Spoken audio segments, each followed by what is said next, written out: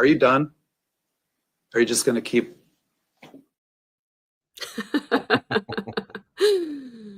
Hello, beautiful humans. Welcome to the Midlife Revolution. I'm Megan Connor, and with me today is Joe Schmo. How are you, Joe? I'm much more relaxed today than I have been in probably 2.5 months. It's been our first Lori-free day for a long time. Yeah. And so I know a lot of us are still decompressing from that. I apologize for my lateness, everyone. I had a little snafu, which I'll tell you about in a little bit. But first, I just want to say Joe has been boots on the ground for both the Charles Vallow trial and for the Brandon Boudreaux trial here in Arizona. Joe Schmo 88 is his channel. He's an excellent investigator. A lot of you know from my channel that a lot of my documents come from Joe Schmo. He helps me out with giving me the heads up when weird stuff goes down, as it always does when it's related to Lori. And so I just wanted to get together with Joe to talk about our overall impressions of the trial, how things went, standout moments, and also to talk a little bit about Lori's future. Now, some of you have commented in the chat here, is that really her? No, it isn't. On the thumbnail, it is an AI-generated photo. I asked AI to shave her head and put her in a prison outfit. And so I was fantasizing about what might happen if there was a lice outbreak in prison and she had to shave her head. So, because she's nothing without those golden locks. Right. And then Judge Bresky really wouldn't come down to check on her in person. That's right. Yeah, I'll take a pass on that. Yeah, so I am really excited about the prospect that Lori has spent her last day in civilian attire. I believe for the sentencing, she will be in orange and in shackles. So I'm excited about that. I don't think we've heard the last word from Lori, unfortunately, though. I sort of speculated about that on my recap the other night, but I know she's probably going to get to say something at her sentencing. Right, like she did in Idaho. She most likely will have some kind of a wild allocution statement. Where she said Jesus knows there were no murders committed. Exactly. Thank you so much, Carmela, for the super sticker. Appreciate that. Yes, she will be in orange for a long time. And then I don't know if the prison in Idaho is orange or gray. Sometimes once you're already convicted and you're serving your time and all that, they go back to gray. So that may be it. Right. But yeah, bring back the shackles. I'm here for it. Yep. Now, Lori already did, well, not Lori, but Lori's attorney in Idaho already did file an appeal. And you went through that with Kresha the other day. We actually just dipped into the first couple of pages of it, and it just made me so mad because the first words out of her mouth are about JJ and Tylee and casting aspersions at them, and it just made me so mad. We didn't get very far into it. It's I want to do the whole Will Smith thing. Keep their name out your mouth. Yeah, exactly. That's, again, I've said it before. I'll continue to say it. Her disrespect for the victims has been the most infuriating thing about this whole thing. I got very angry during her initial trial, during the allocution statement. I got very angry during her cross-examinations of, the living people. Especially in this case, her cross-examination of Brandon was so infuriating that I actually had to get up and take a walk. I couldn't listen to the whole thing. I had to come back and listen to it later. So that, she's going to continue that. Here are some predictions. I don't know if you want to give some predictions. Here are my predictions. I predict that she's going to ask to be named pro se in her Idaho case for her appeal. I predict that she is going to file many appeals for both the Charles and Brandon cases as soon as she can. And I predict that she's going to continue to file motions and ask for recusals until they make her stop. Right. The court is going to have to intercede at some point and say, you're done. You're done filing motions. You're done wasting our time. I mean, she's tried to kick Judge Bresky off 4 times now. And then Yes. the judge that oversaw that, she also Judge Green. She filed a motion to dismiss Judge Green or have Judge Green recuse herself. And then that went to Judge Wine. So Judge Wine is next. He's going to be the next one on the next motion. Right. And then she'll, probably ask for something ridiculous like, can the Supreme Court please hear my case? Right. This needs to be overturned. I'm going to change my lighting. This is bugging the crap out of me. That may be a little bit better. Let's ask everyone in the chat. What do you think? What color do you think Joe Schmo's background is? Because to me, it looks sort of like a grayish green. It could be blue. It could be green. It could be gray. We don't know. I absolutely loved in Trina Kay's closing that she showed all the different pictures of the Jeep right there next to each other, where she was like, these are all pictures of the same Jeep. They all look different in color, but what remains the same is the license plate was the same. That back wheel was removed, all of that. That was a really good point. Absolutely. She definitely hammered that home. Like if anybody on the jury had any doubt about the different ways that Brandon and other witnesses described the Jeep. I mean, and I said that when Trace on the case and I were going down, I don't think it was the last day. I think it was the next to the last day. We saw a Jeep that was that color, like on a side street at a stoplight. And I literally said, you could ask 5 different people the color of that Jeep and they would give you 5 different answers. Yeah. But what I wanted to say is that what's the difference? It doesn't matter what color it was. It really doesn't. I also loved that. This is really funny. Leslie says, I love that she filed with the Maricopa County Supreme Court, which doesn't exist. Right. And the Maricopa County Court of Appeals, which also doesn't exist. Oh, man. It's too bad she's not an attorney, because then, if she was, she might be able to do something. I don't know. She might be able to land the plane just one time. Just one time out of your 57 attempts. Yeah, exactly. Yeah, so the color of the Jeep thing. I was really glad that one of the jurors asked, "Is it common for people to be mistaken about colors and other details when they've witnessed something traumatic?" And yes, thank you for pointing that out. That's really important.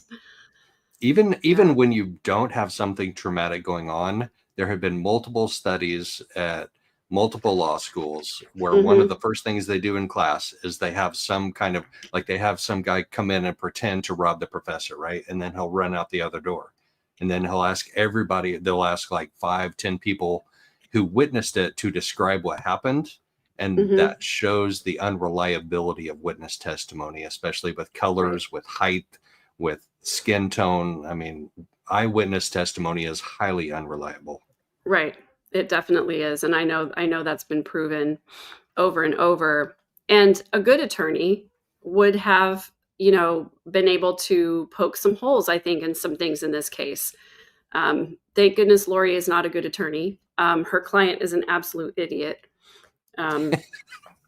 So, you've got that combination of 2 things going on here.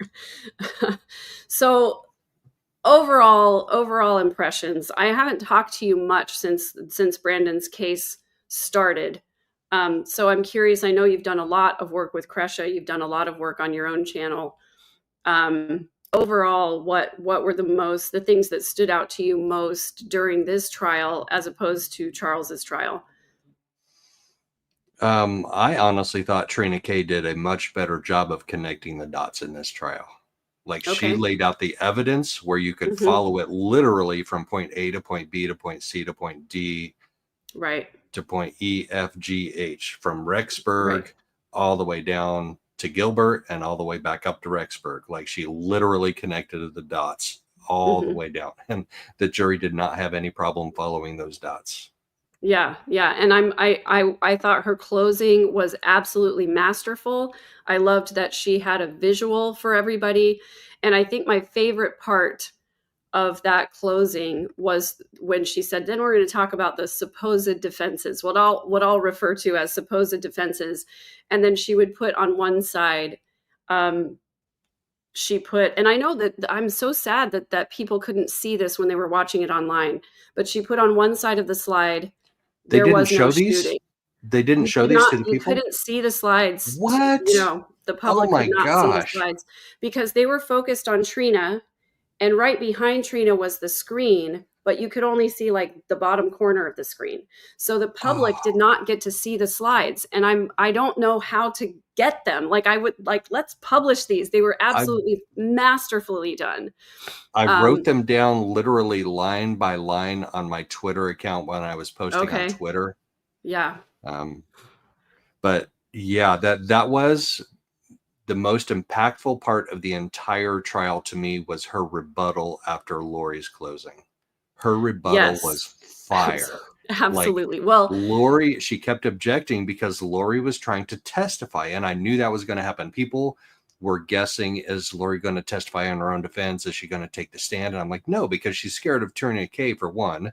She's scared of opening the door to what happened in Idaho, number two. She's not going to take the stand. What she's going to do is she's going to try to testify during closing arguments. And that's exactly what she did. And it pissed off Trina K, and she kept getting madder and madder and madder. And then finally, when it came time for a rebuttal, she's like, the gloves are off. That's Boom. right. She let her have it. She lit her up. Oh my gosh. Yeah.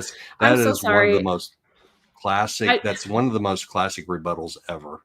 Right. It was fantastic in every possible way. I can't say enough good things about it. And I'm sorry, I should have said, I usually do say at the beginning of these videos, I am Lori Vallow Daybell's first cousin. We grew up together. We spent summers together. She was a bridesmaid at my wedding. I lived with Lori and Adam in Austin for a short time. And then, we were young moms together. Colby is Lori's only surviving child, is about the same age as my oldest daughter. And they knew each other well until they were in their tweenage years. So I've spent a lot of time around Lori and Lori's family of origin. And part of what I add to this case is, how did Lori get like this? And how can we prevent this from happening in the future by having healthier relationships? I get so tired of talking about her and identifying myself as her cousin that I just don't want to do it anymore. So I usually say I'm the host of the Midlife Revolution podcast because, when I first started giving interviews, I would say, I'm Lori Vallow Daybell's cousin, but that's not the most interesting thing about me. Right. There you go. Yeah. And that was one of my takeaways from this, is after going to every single day of 2 trials and most of the pretrial hearings, I think I only missed one of the pretrial hearings. Mm-hmm. I'm exhausted. I'm mentally, physically, emotionally exhausted. I cannot imagine how you and Kresha and Colby and Brandon, I cannot imagine how all of you are feeling who have been going through this for 6 years. Well, your entire life with her. I mean, and Kay, I don't know if you mentioned Kay. I think Kay and Brandon are the reason that we have so much evidence. They are the reason that we even have these verdicts, and that Lori is where she is. Kay's advocacy for finding JJ from the very beginning set this off. And then Brandon, and I don't want to put words in his mouth or say the reasoning for this, but he did hire his own private investigator. And I think that is a big reason why we have guilty verdicts and why we have all of this evidence as well. So I'm really grateful. And it's so funny that Lori tried to attack, the fact that Brandon hired a private investigator as something that's like casting shade on him. I'm like, no, that's the reason where we're at today. Right. Regina is asking, Megan, were you around during the Joe Ryan years, the custody of Tylee? Can you talk about that? Alex actually shot Joe Ryan with a taser. Okay, I was going to say tased Joe Ryan, but yeah, shot him with a taser and put him in the hospital. So when Lori accused Joe of SA, of Tylee and Colby, that's when I sort of started to back away from the family, because I had gotten to the point where I had heard so many family stories that I didn't know what was true and what wasn't true. And I didn't want to continue to dig through the garbage, if you understand what I mean. It was like, I can't make sense of any of this. And it was triggering for me because my own family of origin, while not as toxic as Lori's, in my opinion, still had a lot of problems. There was a lot of coercive control. There was a lot of emotional and spiritual abuse. There was physical abuse between the siblings. It was really a chaotic environment.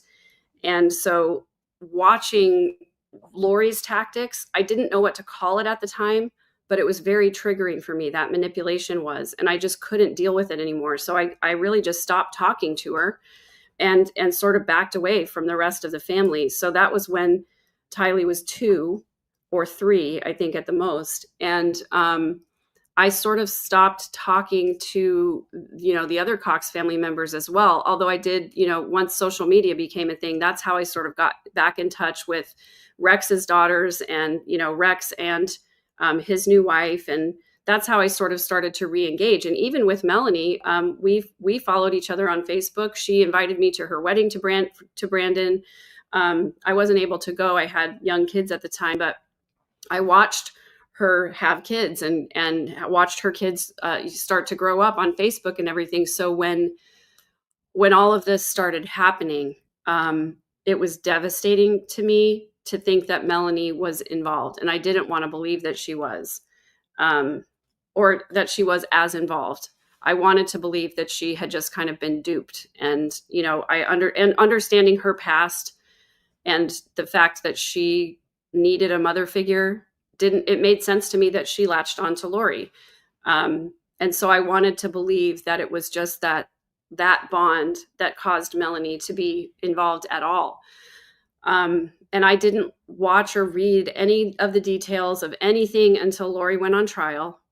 And after Lori went on trial, Melanie reached out to me and we had a couple of conversations. I very cautiously engaged with her. And I was trying to walk that line between asking her the questions I wanted to ask and just letting her tell me the things she wanted to tell me.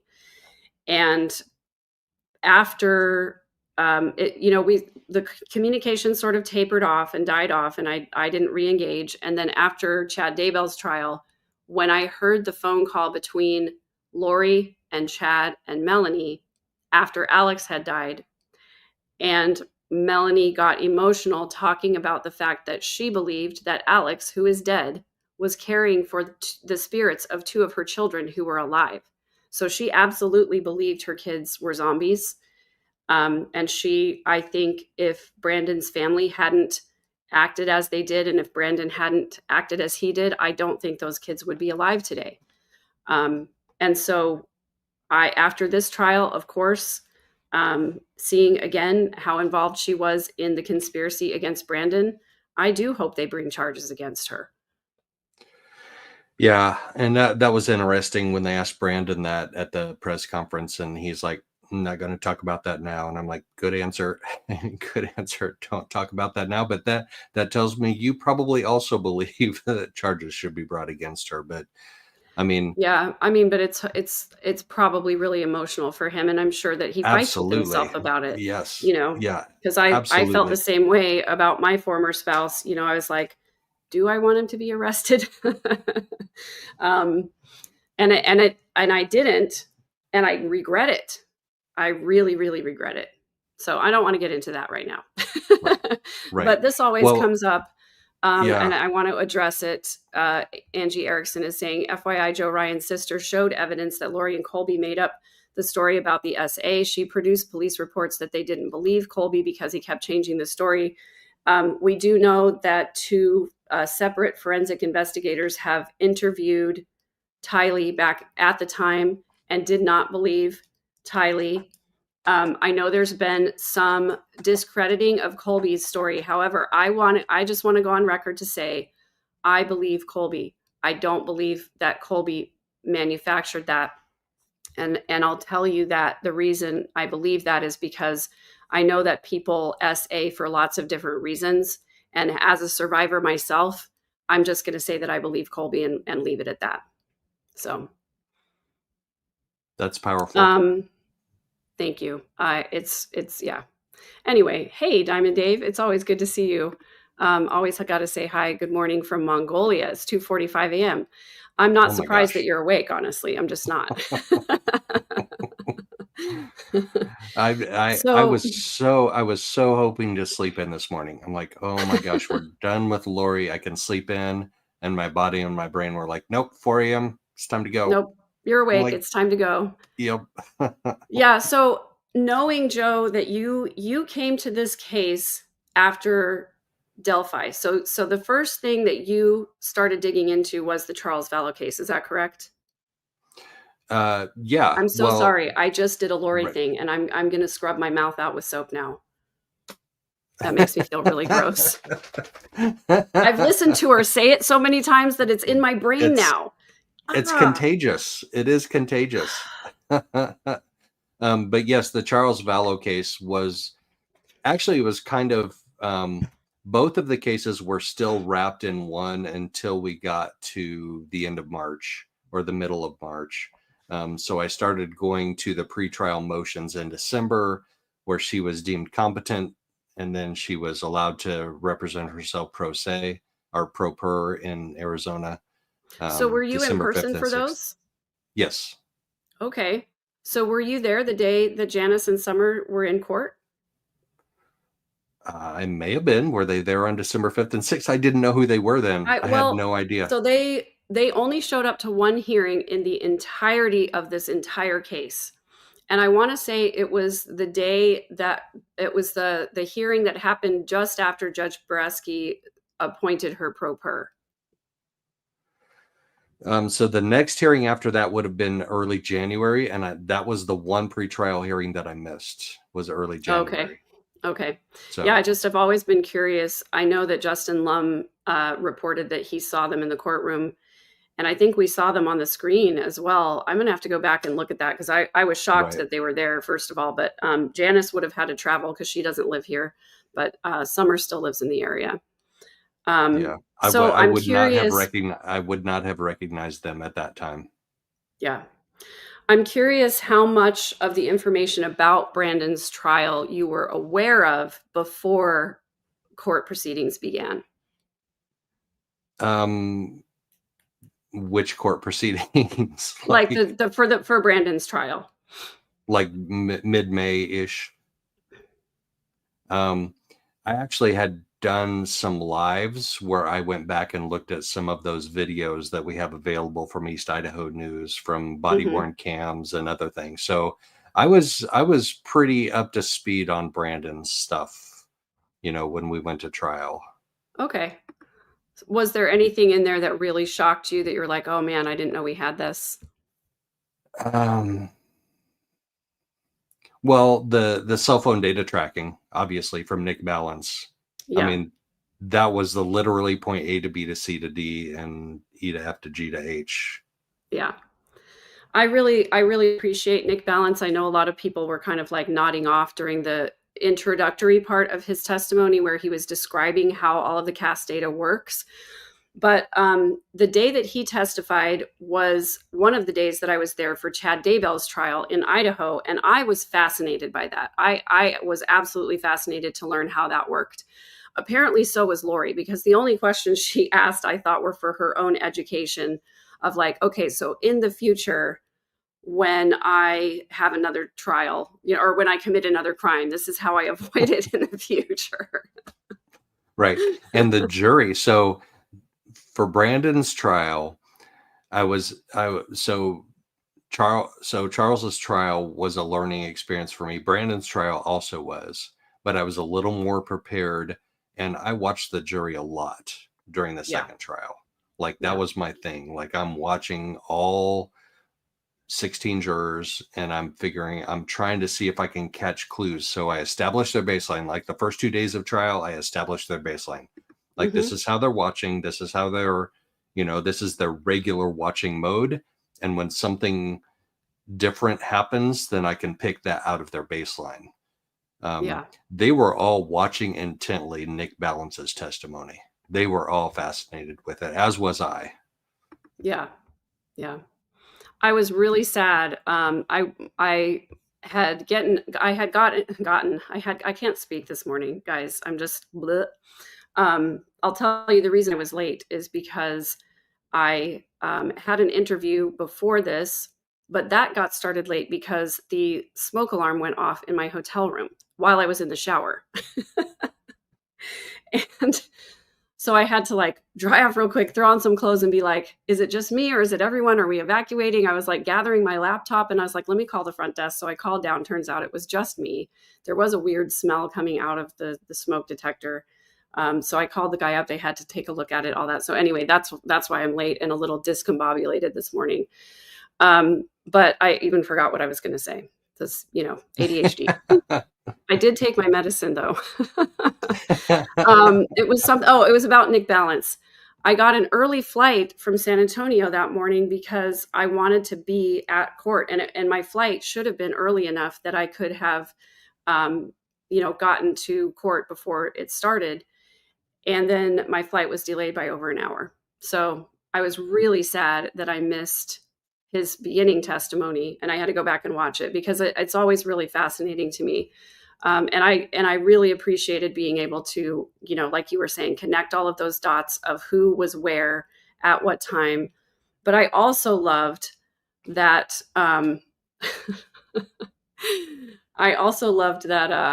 What do you call it? That Trina Kay, when she did her closing, she brought together all of the evidence of, okay, we have the GPS data of this, and we also have the phone records that show that Lori was on the phone with Melanie when they were on the way to Idaho Falls together. They were in the Walmart together, just putting all of that together, because only one person can testify about the phone records. Only one can testify about the GPS data. Somebody has to connect those dots. I'm so glad that Lori did. Not Lori, Trina Kay. Right. And Lori tried to dive into that unsuccessfully because she didn't understand the difference between Google location data and cell tower pings. Clearly not, because she was smart enough to turn off her location services, but she's like, how did they still know? And she asked him, can you explain that to me again, the thing with the meters? Right. Oh my gosh. Right.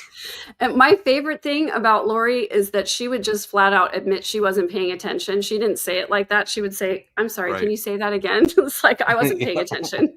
Just repeat yourself. Yeah. Just looked like an idiot. Yeah. She tried to dig into that, and she was just so unsuccessful. Yeah. David Grube, Summer is Lori's sister. So Lori is a year older than me. Summer is a year younger than me. And so that's how she fits in the family. Lori is the fifth child in the family. And they have another sister that is deceased, right? Correct. Melanie's mother. Stacy, is the oldest of the Cox children. She died under suspicious circumstances. Have I told you that story, Joe?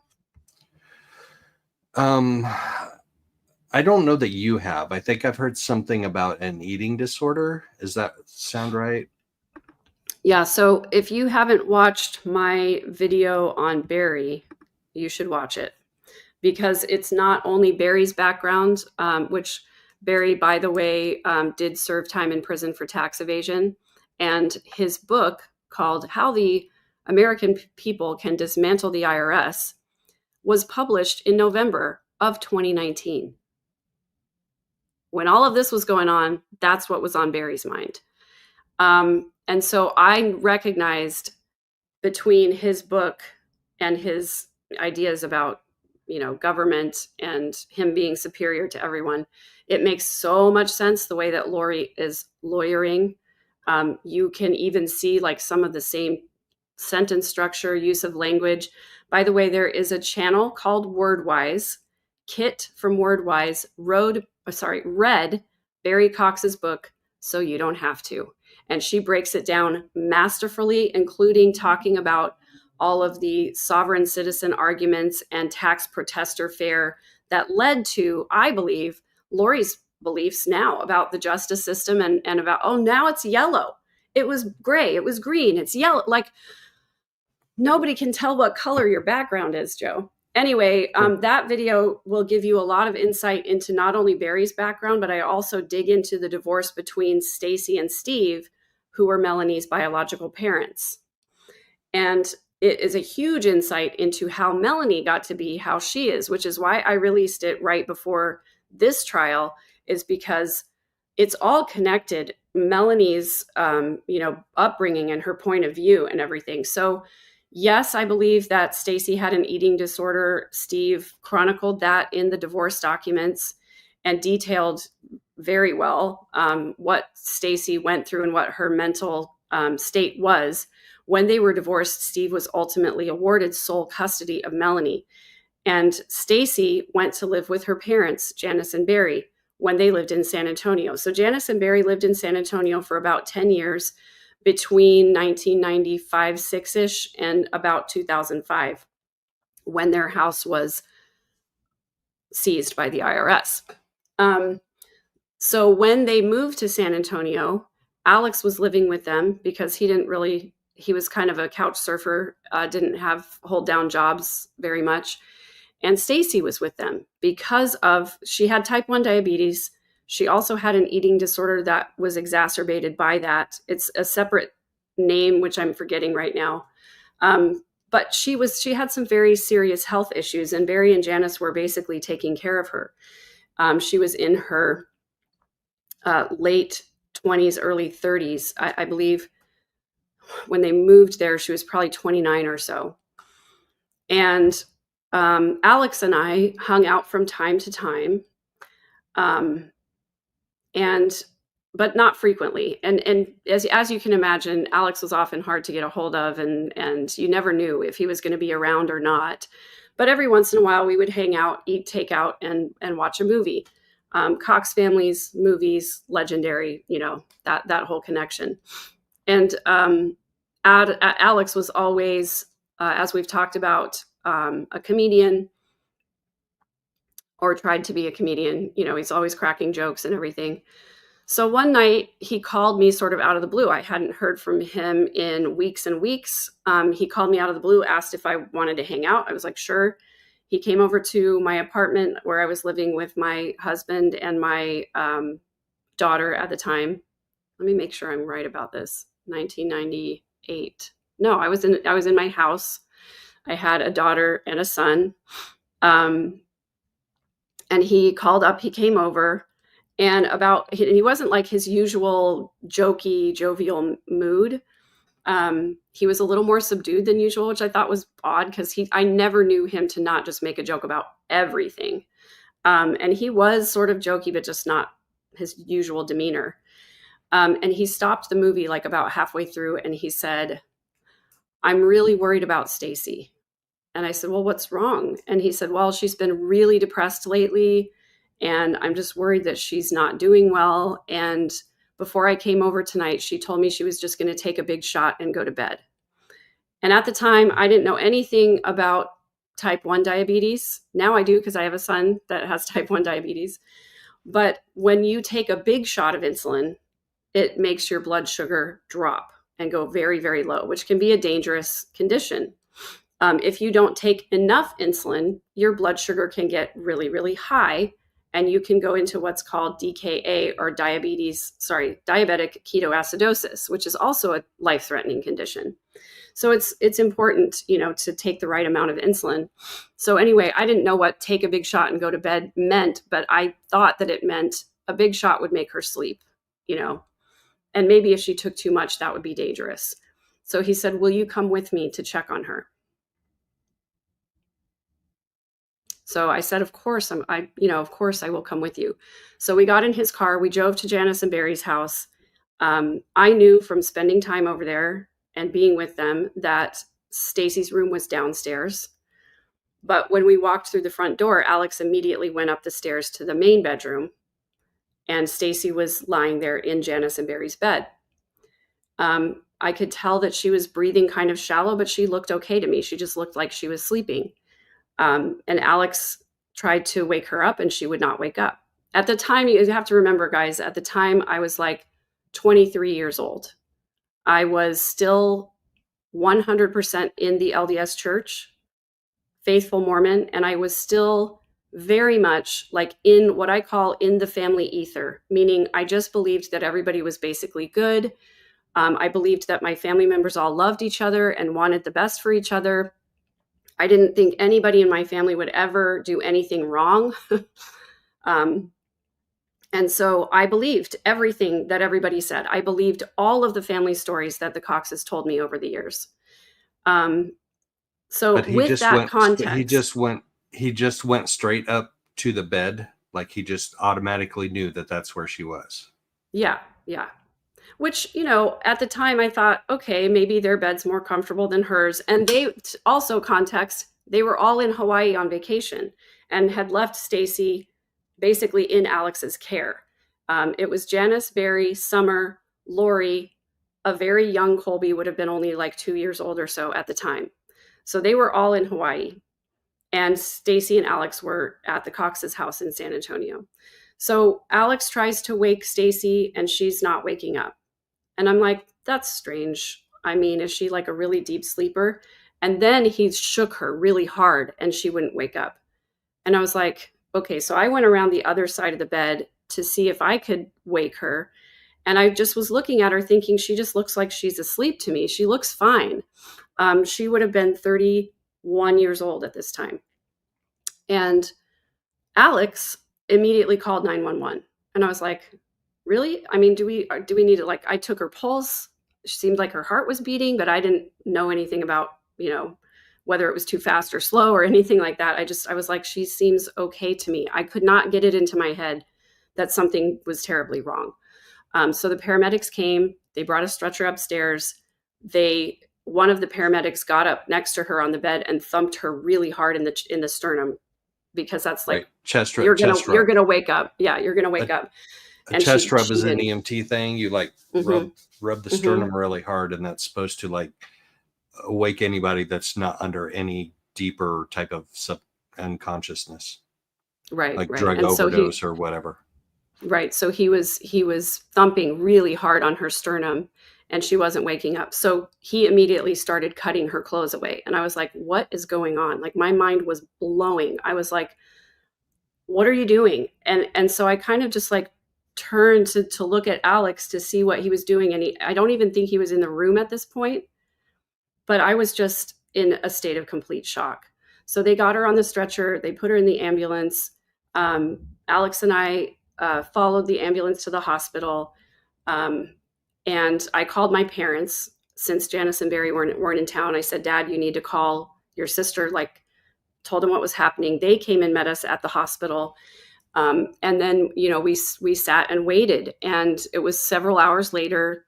One of the doctors came out and talked to my dad, and my dad came and asked me, actually, I think they talked to my mom and my dad. My mom came and asked me if Stacy had been drinking. And I was like, I don't think she drinks. They said that her blood alcohol level was high and that her blood sugar level was very, very high, as in DKA. She had gone into DKA, which is basically a diabetic coma. And they told us that she was not going to recover. And they said we needed to arrange hospice care for her. And so my dad called Janice to let her know. And they did not come home from Hawaii. They stayed in Hawaii. Are you serious? Yeah.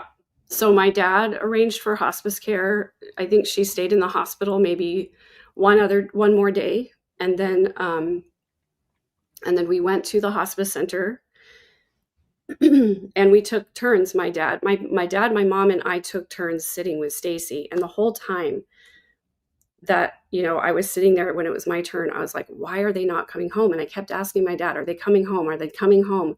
And my dad was like, I don't know. I think they're trying. I don't really remember exactly what excuse that he gave. Maybe they really were trying to get flights and couldn't get flights. But they stayed in Hawaii for days after this happened. And even Alex disappeared. And so when he finally did show up at hospice during one of the times that I was with Stacy, I don't remember exactly how the conversation went, but he revealed to me that he had been shopping using Stacy's credit cards. He bought golf clubs. He bought decorations for his apartment. He bought, a new comforter, stuff like that. And asked me if I needed anything or wanted anything. I was like, no, why would you do that? And he was like, well, she's not going to care. And after she dies, they're just going to discharge the debt. He was like, no harm, no foul, basically. And at the time, this whole thing was crazy. I was in shock, but even at the time, with as naive as I was like, that's messed up. What's wrong with you? Your sister is dying. But at the same time, I was like, well, that's Alex for you. He was never emotional. He never made an emotional connection with people. And so to him, this was just, oh, well, his joke about Stacy, who is severely underweight because of her eating disorder, he would say, she's just a burrito shy of a corpse. And he thought that was hilarious. It was just. He literally said that. Yeah. That was his kind of humor, So, at the time. Explain real quick. So you are her cousin on your mom's side or your dad's side? My dad's side. My dad is Janice's younger brother. Okay. And if you've seen Rex around, he's been around the trial. Rex is the youngest of that family. So Janice's youngest brother. And the two girls. So Rex is your uncle. Right. Gotcha. So the two girls that you may have seen with Rex, very tall, beautiful girls, are two of his daughters. Okay. Yeah. So anyway, there was all of this. So I should back up just a little bit. I believe my dad was able to contact Steve, who is Melanie's father. Steve had custody of Melanie. And so Steve was able to make it in time to bring Melanie in time to say goodbye to Stacy. And it was shortly after Melanie left the hospice center that Stacy finally did die.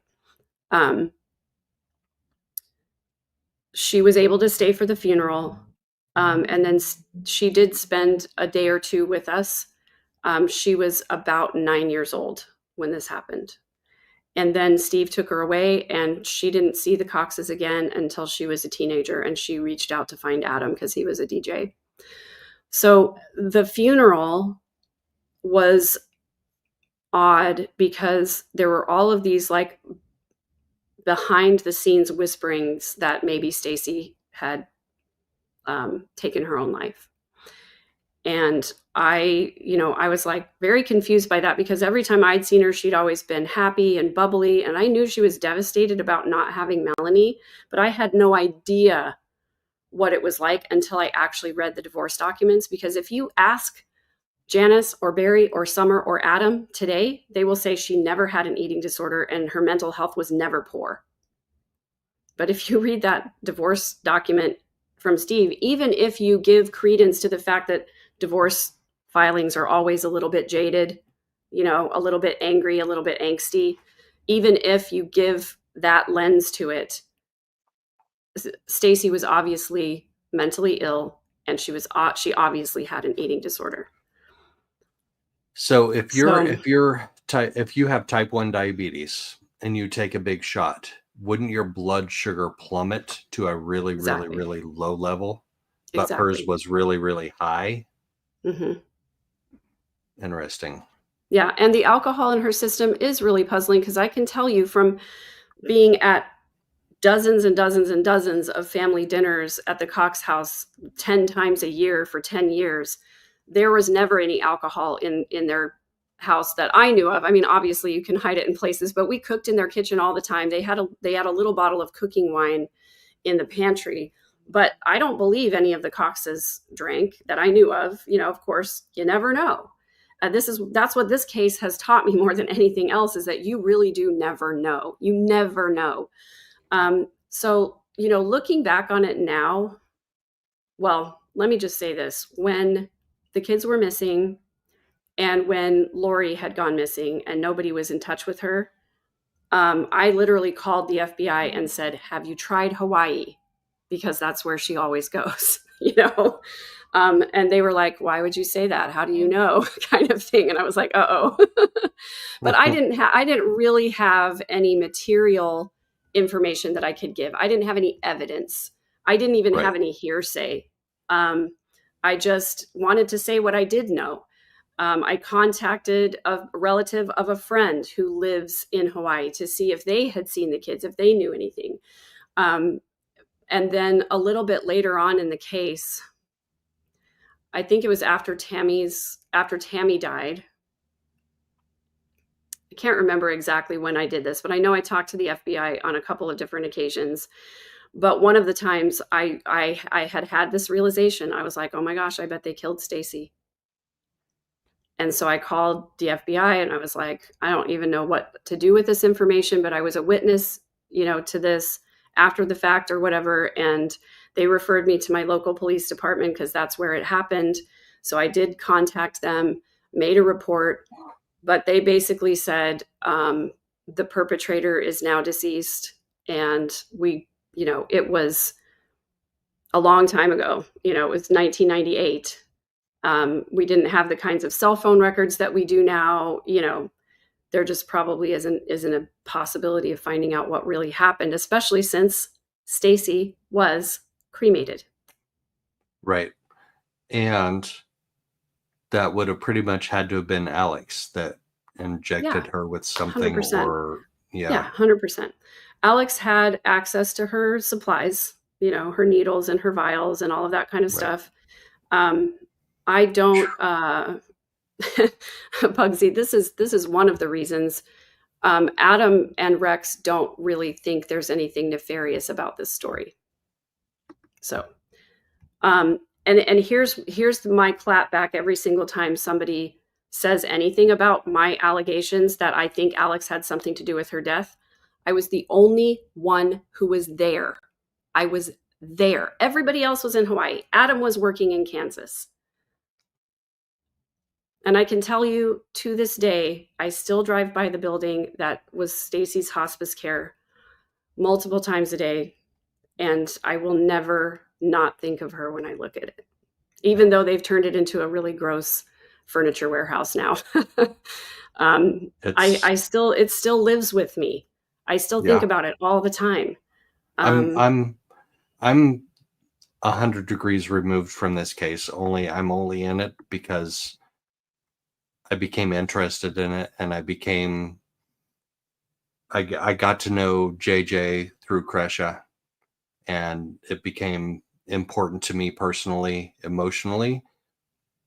But there are so many people in this whole story, possibly going back to Stacy in 1998, that were disposable, that everybody considered disposable. Stacy appears to be disposable. Why would you not schedule the first flight back from Hawaii if your daughter is in hospice? For crying out loud, that's just that's ridiculous. She was disposable. Joe Ryan was disposable. Charles became disposable. JJ and Tylee became disposable. Tammy became disposable. I mean, and Alex is tied to all of them. Yeah. Yeah. So at the time, like I said, I was 23 years old. I thought it was weird at the time. I always had this question in the back of my mind, why did Alex call me then? Why then? Why did he want to hang out that night? And it just was all too convenient to me, Going straight up to the bed where she was unconscious. Straight up to that bed. Yeah. Is that what happened? He went straight up to that bed? Yeah. We went through the front door and he went straight up the stairs, and their bedroom was at the top of the stairs. I knew that Stacy's bedroom was downstairs because it was it was almost like a little suite. It was behind the kitchen, and there was a bedroom and a full bathroom back there, and that was her room. But he didn't go there. No. So, I forget why we even started down that rabbit hole, but I thought if you hadn't heard that story, I think it is an important story to this case. I think it explains a lot. I don't know what agreements were made, but I do know that Barry and Janice, and this is documented in Stacy and Steve's divorce documents in Steve's filing, Stacy told Steve multiple times that I've talked to my parents and we just agree and maybe it's my time to go. She did have ideation about taking her life. So I think that's one of the reasons why the rest of the family don't like this story, because they have to face two terrible truths. Either Alex had something to do with it or Stacy did, you know? Right. However, given the circumstances of everything that now has happened, the assault on Joe Ryan and everything else. Right. The trial we just watched. Exactly. What's the likelihood that Alex had nothing to do with it? We just watched a trial where the evidence was laid out, point A to B to C to D, et cetera, where he tried to delete Brandon, or he tried to delete Lori's niece's estranged husband. Like he drove hours and hours and hours down, sat in the back of a Jeep, missed the shot, didn't know that he missed the shot for sure, took off right after that, and went all the way back up to Rexford. No, I think he knew that he missed because he had to have seen the Tesla sitting at the pool when he drove past. But you can still drive a car after you're shot and not necessarily be dead, because they did the searches, they did the Google searches on their phones, both of them, Alex and Lori. You know, he searched for Brandon Boudreaux and Gilbert News, and she searched for man shot in Gilbert or something like that. They both searched like the next day for news on their phones. Right. Exactly. So I just want to address the insurance question. I actually don't know if they had life insurance on Stacy. I'd be surprised if they didn't, but I used to sell life insurance. And so I can tell you that if they came to insure Stacy at any point, her type 1 diabetes would have made her insurance premiums very high. And if they had anything about her eating disorder and or her mental health, which I don't think she was diagnosed, so probably wouldn't have come into it, but the eating disorder combined with the diabetes would have made her almost uninsurable. So I don't know for sure. If they had waited until she was sick and really, really sick until she came to San Antonio, she probably would have been uninsurable because her weight ratio was so low. It just would have made her very, very unhealthy and difficult to insure. So I don't know if the thing is, here's something you have to understand about Mormonism too.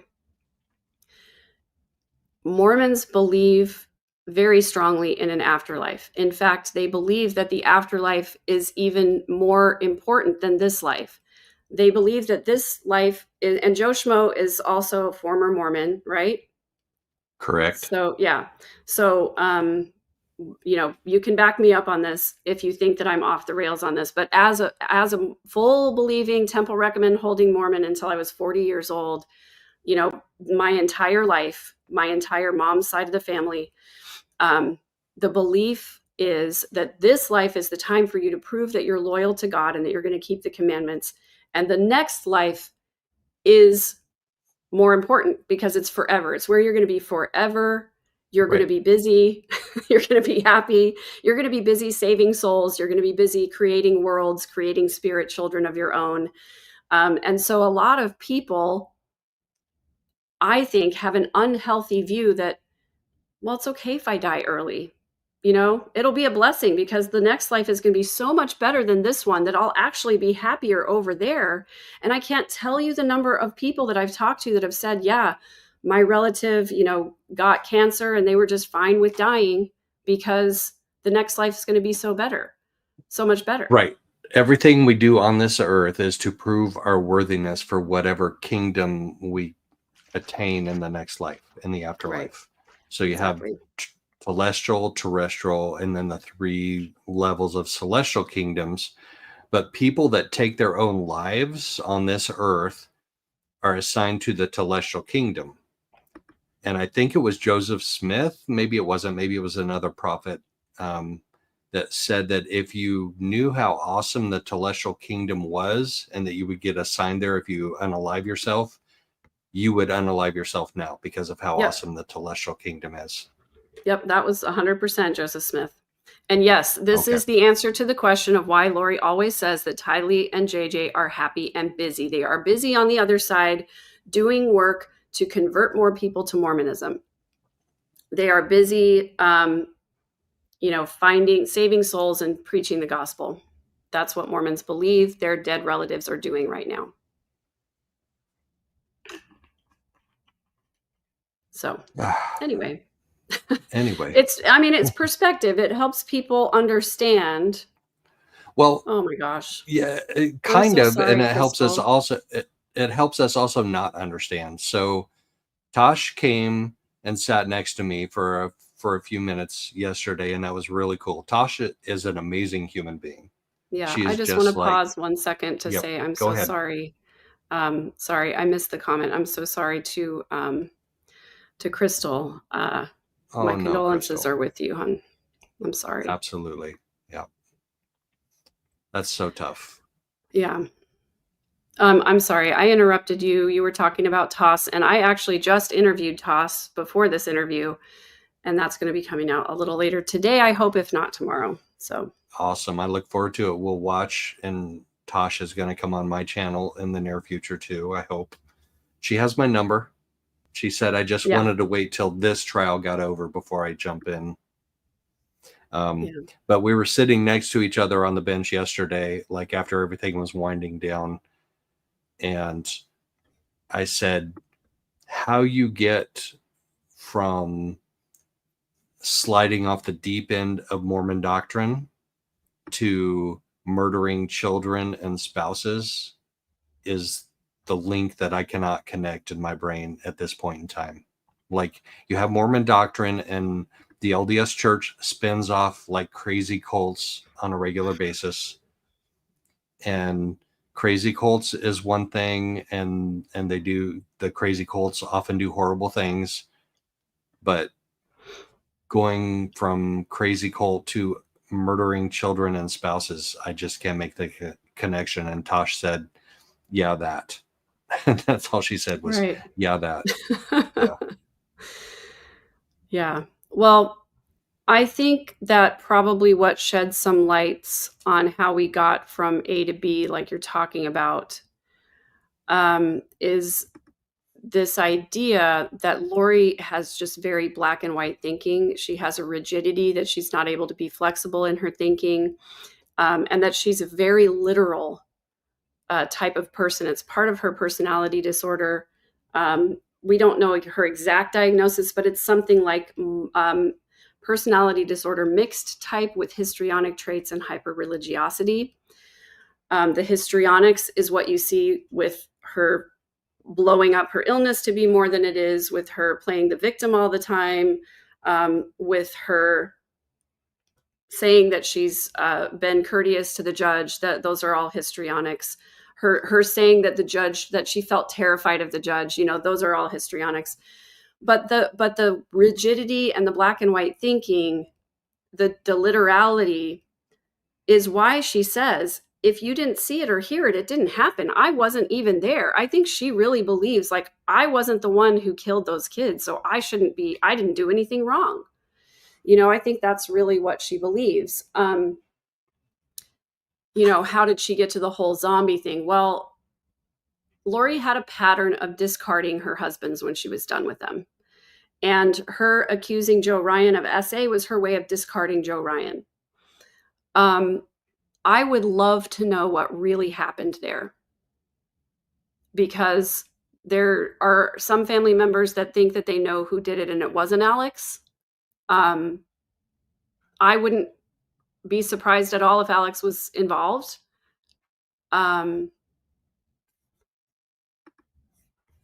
So, I would love to know what happened, because I think that was step one. I think Stacy was step one, to be honest with you, because I think in Alex's mind, it was like, well, I know how to do it and get away with it now, or at least cover it up. the fact that he turned around and used her credit cards like immediately, like puts us in, or not puts us in, but leads us to know what his frame of mind was, and that was detachment. Yeah, for sure. He was detached from that. That's perfect. Yeah. Yeah. E. Todd's question is, did you ever hear of Lori dying on the delivery table with Tylee? And this is one of those things that Lori said during her allocution statement in her first trial. And I can absolutely 100% confirm that Lori never said that to any of the family members. And Summer actually corroborates this. If Lori had had a near-death experience, she would have been shouting that shit from the rooftops as many people as would ever listen to it, because that would have given her spiritual clout in her mind. So she never said that. I never heard it once before the allocution statement. So I don't believe that happened at all. Because if it really had happened, if it was in the medical record, she definitely would have said so. Spiritual clout. Yep. 100%. Yeah. So Alex had a pattern. And I think that each act emboldened him. I think he suffered a little bit of a setback when he went to jail for tasing Joe Ryan, but he probably just thought, it wasn't that bad. It was like a year. That's no big deal. That was worth it to unalive a predator, is kind of the way he thought of it. And after he shot Charles, Zulema asked him, don't you feel bad about killing him? And he said, he was a zombie. So no. So now we know where his frame of mind is at. And so Lori discarded Joe, and then Joe was killed. And then she wanted to discard Charles. She was done with Charles because now she had a more spiritually, I don't know what you want to call it, somebody claiming to be a prophet, somebody with more spiritual clout, a true believing LDS person who was not a convert, who could take her to the temple, who could, who told her she was a goddess, all that stuff. She's like, okay, well, now I'm done with Charles. But here's the problem. Charles funded everything. And so what do we do about that problem? Well, I can't just divorce him because I probably won't get much alimony. I might get a little bit of child support, but then I'm going to have to custody and blah, blah, blah. So I think she just thought, well, he's got $1 million in life insurance. So I think that's how she got to that conclusion. And I think that the dark scale, that Chad saying who was dark and light, that was something he'd been talking about for a long time. He also had been telling lots of people prior to meeting Lori that he received a vision that Tammy was going to die young. So he was already setting the stage for that. And when you mesh all of those things together, you get gunshot residue. It's those three elements. Yeah, the connection that I've got to still make in my mind is between Mormon doctrine and visions of glory, and then going to dark and light and zombies. Like, that's a connection that I'm not able to make in my mind. Like, how do you go from A to B to F and G? F and G. Yeah. So 3 things about the book Visions of Glory, which if you haven't watched the Mormon Stories episode where me and Lauren from Hidden True Crime and our friend Mindy Caldwell break down Visions of Glory, it's a little long. It's 5 hours, but if you haven't seen it, it details everything in the book. I'm going there right after this. But let me sum it up for you. For those of you who don't want to sit through, the 5-hour episode, which I don't blame you, but it is pretty fascinating. I've met Lauren before. I met her in Delphi, and then I sat with her on both trials here as well. And she is pretty cool. Like, we got to know each other a little better. Yeah, she is. Yeah. She's great. And she has done her research, and she has done her boots on the ground. And I give her tons of kudos for that, because that's what I'm about. I'm about research and boots on the ground. So I dig that. She is a former journalist, and she is what was I going to say? I had the word right here in my mind, but she's an extremely hard worker. Like, she really, so of all of the days that I went to trial, the first trial and the second trial, I only beat her to the seats twice. Yeah. She's a there hustler. early and I mean, like, yeah, as in yes. she's got a lot of hustle. She really, yeah, she Mhm. is a go-getter. And also I think she is a very compassionate person. And I did a lot of interviews during Lori's first trial. And I have to say, she and Dr. John care more about the living victims and the families than anyone else I interviewed with. They are very, very protective of the mental health and the reputation of the families. And so I really, really appreciate her Yeah, and Dr. absolutely. John. So anyway, I will sum up for you. Visions of Glory. So it is a book that was written by an author named John Pontius, but it's not his story. It's the story of a man in the book. They call him Spencer. Well, we know who Spencer is. His name is Tom Harrison. He's a prominent LDS therapist, which is freaking scary. He still is very, very close to church leadership and church officials. He has worked with the church a lot. Caroline Butler, you can go to Mormon Stories Podcast, is a big channel here on YouTube. And all you have to do is search Mormon Stories, Visions of Glory, and it'll be right there. It's a 2-part series. The first one is 5 hours just on the book Visions of Glory. The second part is on how the book is tied to all of these other people, like Jody Hildebrand, Ruby Franke, Tim Ballard, like all of these other Mormons who are committing crimes. And if you read Sherry Franke's book, Sherry Franke is the oldest daughter of Ruby Franke. Her book is called The House of My Mother. It's excellent. I recommend it. Sherry confirms that Ruby and Jody loved the book Visions of Glory and that they were highly influenced by Lori and Chad in their beliefs. So they are convicted child abusers, for those who don't know. Anyway, Tom Harrison is the character Spencer in the book. And I'm going to just refer to him as Tom Harrison from now on.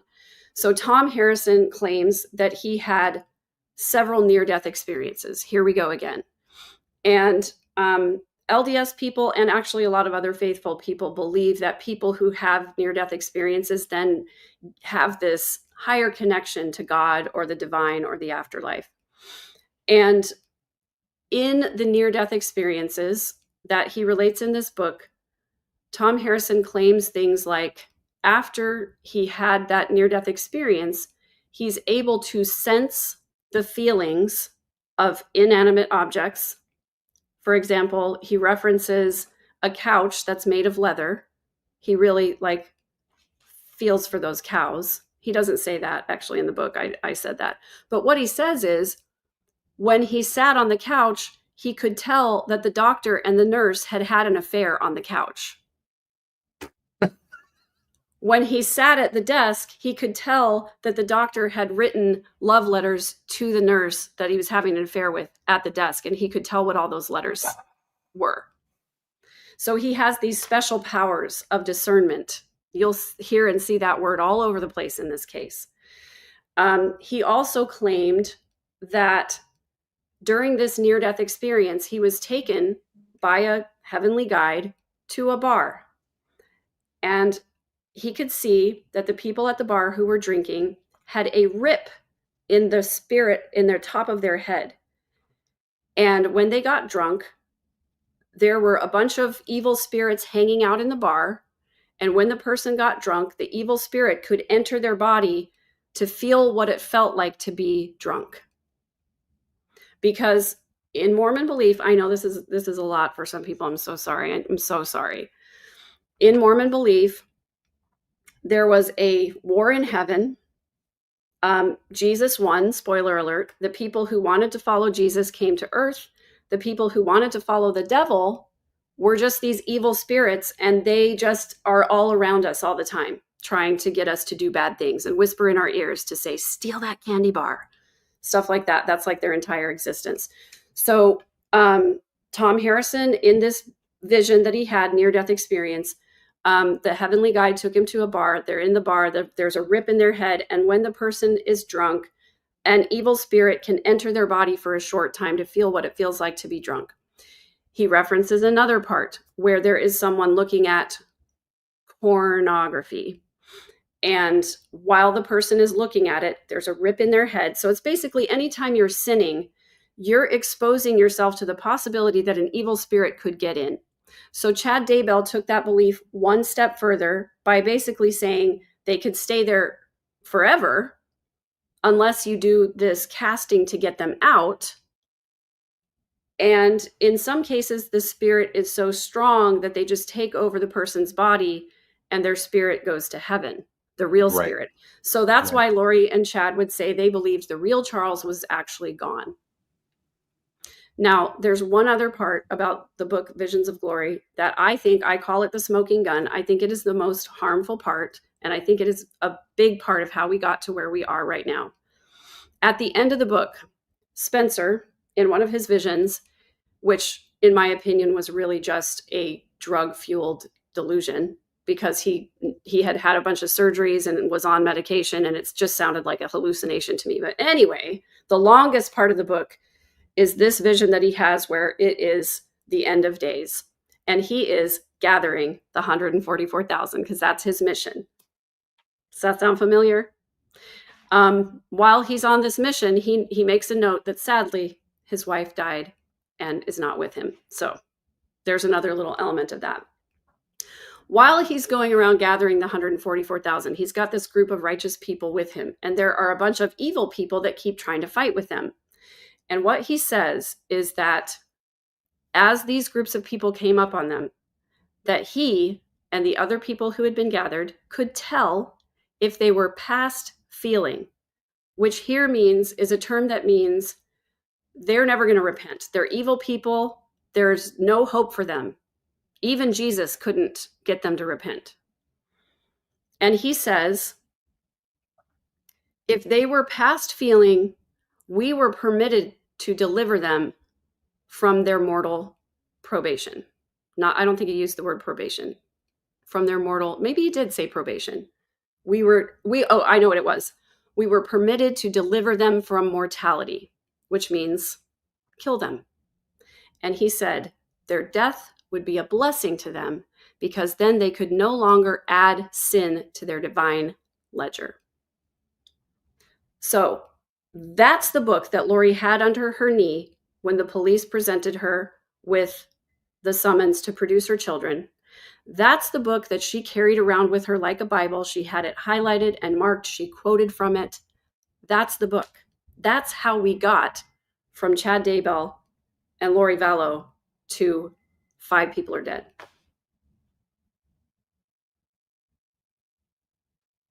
So, Visions of Glory, Spencer, you said Tim Ballard?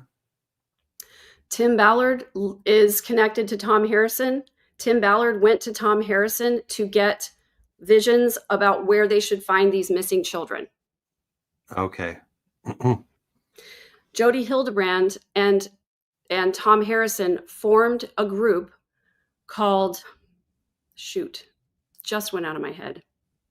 It was a group for therapists to bring religion back into therapy. Connections was Jody's group. And then Jody and Tom formed a group together to teach therapists how to bring religion into therapy. There was That's such a great idea. There was a therapist who was part of this group who is named Ken Krogh, who was arrested and convicted for beating one of his patients nearly to death because he believed they were inhabited with an evil spirit.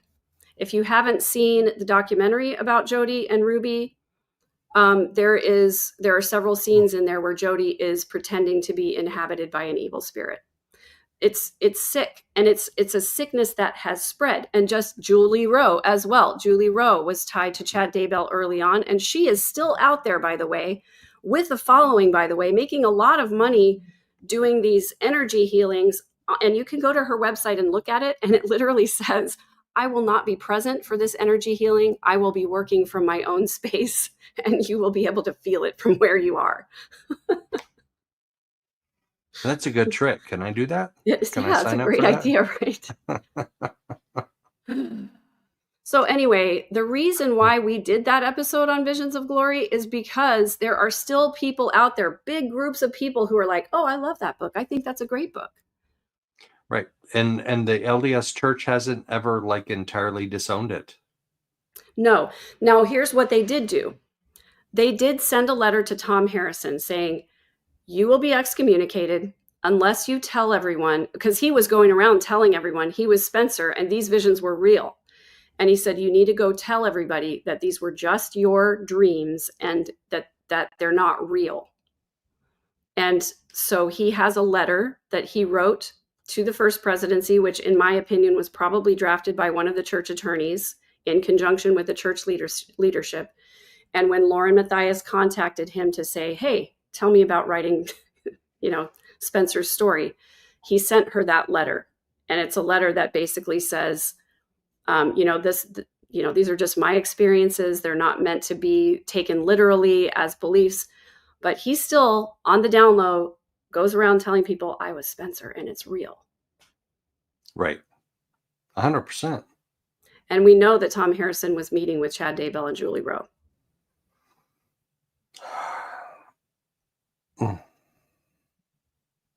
So the layers of this are just, they never stop peeling. Right.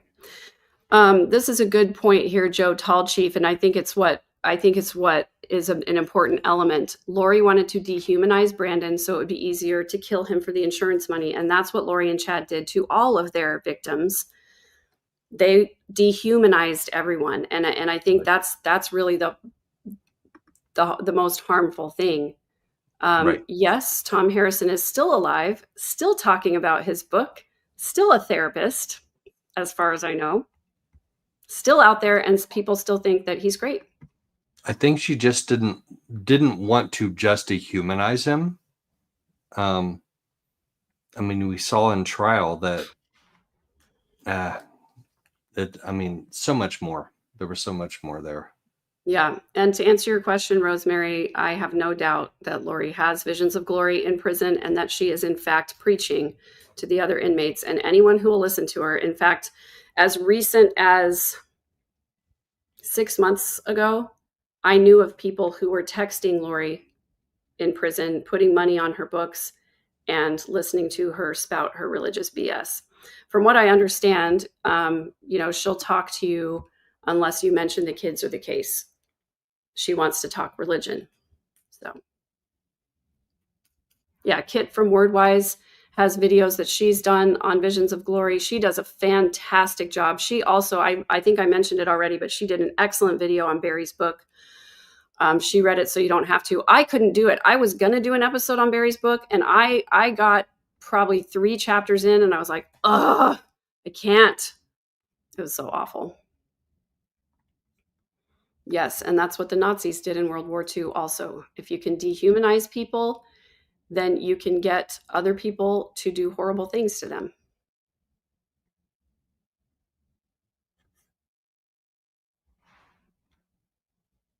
So, anyway, we've been down a rabbit hole a little bit. I'm so sorry. It's beautiful and terrible to be able to reveal the truth to people. It's beautiful because I think the truth is more important than anything else. It's terrible because not all truth is happy. Some truth is harmful. Right. Evil people do evil things, and that's a truth, and that's a hard truth to face. But exposing them for their evil is also truth, and that's a powerful truth. And exposing that to this jury, and this jury knowing it and understanding it, is a huge step, one of the most important steps in getting justice for Brandon and everybody else. Yeah. That's the most impactful thing for me in this is like, I felt a little bit of justice for Charles in the last one, but knowing that we had another trial coming up, I'm like, we have a whole new jury coming in, and we have a whole new bunch of Lori craziness coming in. And we did. I mean, she's tried to have Judge Boreski kicked off the case like 4 times now. And that's, Yeah. And then Judge Green said, no, you're not kicking him off the case. So she's like, okay, we'll kick you off the case too. Like, you're gone too. You're dark. Yeah. Yeah. Ooh, this is a good comment. Lisa discovers some people spend way too much time and effort feeding their shadow side. And I do dig in some to Jungian psychology, talking about this case and narcissism in general, because I believe that we have to face those things that we dislike about ourselves so that we don't get to this point. Because my entire hypothesis around Lori is that she ignored the bad things about herself so much that they took her over. She could not admit any faults about herself. No. And she could never take responsibility for things. And when you do that too much, this is where we get, not everybody's going to get to this point, but like, people who manipulate will continue to manipulate. They're going to do what has worked for them in the past. And as we saw with Alex's behavior, it emboldens them to keep going further and further and further in the future. Right. And when people like Lori have people like Judge Boreski turn the mirror around on them so they can see themselves, and she says, I have been nothing but polite to you, or I have been nothing but courteous to you. And he says, you have not been courteous to me. And turns that back around on her. Yeah. She turns around and she writes a 2-page love letter to him, asking to have him kicked off again, because she cannot stand to have that mirror turned around on her. Yeah. So Mama Mia, I'm have to apologize, and I'm not apologizing because it's my fault. I'm apologizing because of the outcome. There was a huge outage yesterday. StreamYard went down. YouTube was having problems. The internet here was bad. I started a recap video, and about 20 minutes in, it froze. So I waited for a second, and then it unfroze, and I continued and finished the video because everything here looked like it was still going. Then when I went into the studio, it cut off. It had cut off at the frozen point. So I talked to myself for 25 minutes. And that was the second time that happened to me. And so at that point, I gave up and literally went and took a nap. Yeah. You want me to one up that just a little bit? Yes, please. My stream froze when I was out there on the courthouse steps when we were waiting for the press conference from Brandon. And then Brandon comes out with Kay and Colby and Brandon's wife. What's her name? Jenny. Brandon's wife, Jenny. Okay. Yeah. Brandon and Jenny and Kay and Colby came out. So I went down there with the press, sat down there with my camera, and it said Joe Schmo is live. But you weren't. And I sat down there on the smoking hot sidewalk. Like, that sidewalk was 200 degrees. I swear to God, it was 200 degrees. My buns were burning and I was recording. And Kay even looked down and she smiled at me. And she's like, you're so cute. You're like pretending to be a reporter and everything. and I get back to the side and I wasn't live that whole time. That's so awful. I'm so sorry. I'm so sorry. It's okay. It's okay. I did go live after that, and Nate Eaton said hi to my channel, and he said Joe's a good guy, which is high praise coming from Nate Eaton. Yeah. So. Yeah, that is really high praise. I bet he doesn't know you're an ex-Mormon. He probably doesn't actually know. Because I suspect that's the reason he never called me back. After he said he wanted an interview, then he never called me back. I kind of think that was it. Right. Yeah. We sat 2 chairs apart for most of this trial back in the media section. Yeah. So I saw that. In the first trial, I sat in the public section, and Vincent, the public information officer, allowed me to move to the media section for the second trial. So I sat next to Nate for most of that. Yeah. So somebody was asking somebody commented that Julie Rowe has a ton of followers up in Rexburg, and that is true.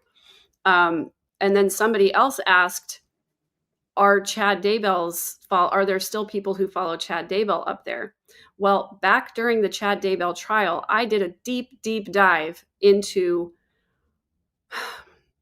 Chad Daybell, basically, and the people in Rexburg. And what I can confirm for you is that 100% there are definitely people who still believe the things that Chad was teaching. And I will tell you why. It's a terrifying thing. I won't get all the way into it, but I do a whole video on it on my channel on the Daybell trial playlist that I have. It's called Chad Daybell's Little White Book. And in talking to people, that this has always been my fear, that there are still people out there who believe these things and more people are going to get hurt. And then sure enough, a kid got kidnapped and taken almost all the way to Canada because his mom, who was a Visions of Glory believer, who we believe may have been tied to Chad Daybell, believed that her son was the one mighty and strong, the Davidic servant. And the same crap was going to happen up there. Luckily, they caught him, or caught the parents who abducted him, and he ended up safe. But I watched, so I made a video called Chad Daybell's Little White Book, because in talking to a lot of the people surrounded, on the periphery of this, I found out, because I've been talking about it for a long time, people started reaching out to me and saying, Rexburg, me too. Idaho Falls, me too. Blackfoot, Idaho, me too, in lots of different ways. My neighbor, my daughter, my spouse were parts of these little tiny cult things that were popping up all over the place. And one particular person who I verified and vetted as very credible told me a story about being involved with Chad Daybell in the early days and Julie Rowe, and he was actually in there as part of this group. The deep dive is on the video, but I'll tell you, long story short, is that there was somebody controlling Chad Daybell. And that somebody printed their visions in a little white book that had a leather cover. It had a golden building on the front of it. And in it were the instructions for what needs to happen when Jesus comes, and to prepare for Jesus to come, basically. And those books were only given to a chosen few people who they believed were trustworthy. Chad Daybell is the one who printed these books because he had his publishing company. There were 100 copies printed. Chad Daybell had one of these books. Sean Littlebear had one of these books. And after I talked to this person, a second person, unprompted, completely out of nowhere, I said to this person, did you know some of these followers up in Rexburg and whatever? And they said, yeah, that was, I'm not going to say how they were connected because I'm going to keep them anonymous. But they also mentioned the Little White Book and said that they had seen a copy of it, but they were told not to touch it and not to read it because it was evil. So when I did that deep dive episode, sure enough, more people came out and told me, my sister, my friend, my neighbor, these cults are still out there, you guys. They are still out there. And I even got contacted by a couple of cult leaders who said, we demand you to take down your video. We are not part of Chad Daybell, blah, blah, blah, blustery. I had a conversation with those dudes, and you can watch the video that I did on them as well. So anyway, there's a lot of work to do, you guys. We have to keep talking about this stuff. And that's why, I don't want to talk about Lori anymore, but I want to talk about how we got here. And I want to talk about the fact that there are still people out there who think Chad Daybell's teachings were actually true. 100%. Let's let Lori go off into her little jail cell, wherever it is, and eat mushy oatmeal every morning, and let's forget about her. But there is more truth to be told. There are more investigations to be done. Yes, absolutely. Emma Daybell did believe she was possessed by a spirit. She testified to that in Chad's trial. It was not Tammy that cast it out, because Tammy doesn't have the priesthood. Women can't have the priesthood in the LDS Church.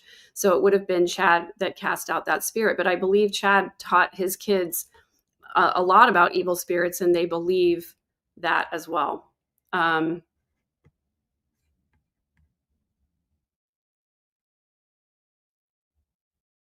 I'm just going to say, Norma, I respect everybody's religious beliefs, but I do not want to perpetuate the idea that there is any kind of a spiritual war out there, because it's too easy for people to take that literally. That's exactly what Lori did. I don't believe that we need to fight against anything. I believe that you should align yourself with your higher power and work on yourself, work on your own spirituality, not worry about other people's spirituality. And I don't agree that there's a spiritual war. I don't like that kind of language. That's how we got here in the first place. Yes, this is true. I read yesterday Rob Wood was an LDS bishop until he got Lori's case. Oh, I didn't know this. I was just going to say, I know Rob Wood is LDS. I don't know if he was a bishop and if he was released, but I will also say this: bishops typically only serve for 5 years. So it could be he was near the end of his service. And it also could be he asked to be released knowing that he had a big case. So I don't want to speculate that the church did anything in that instance. I have starred a ton of comments and questions. I want to try to get to a few of them. But somebody asked, why doesn't the church say something about these crazy groups of people who are out there distorting the mainstream beliefs? Well, the problem is a lot of these people, if the church spoke out against it, they would probably leave the church. And that would mean that the church would have less tithing money and fewer members.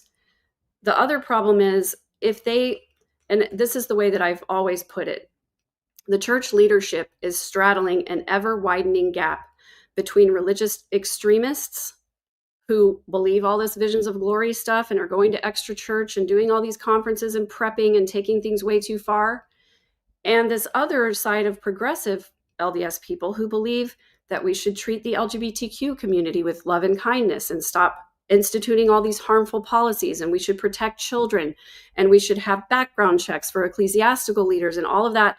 It's this ever widening gap that's getting farther and farther apart, and the church has one foot on one side and one foot on the other side.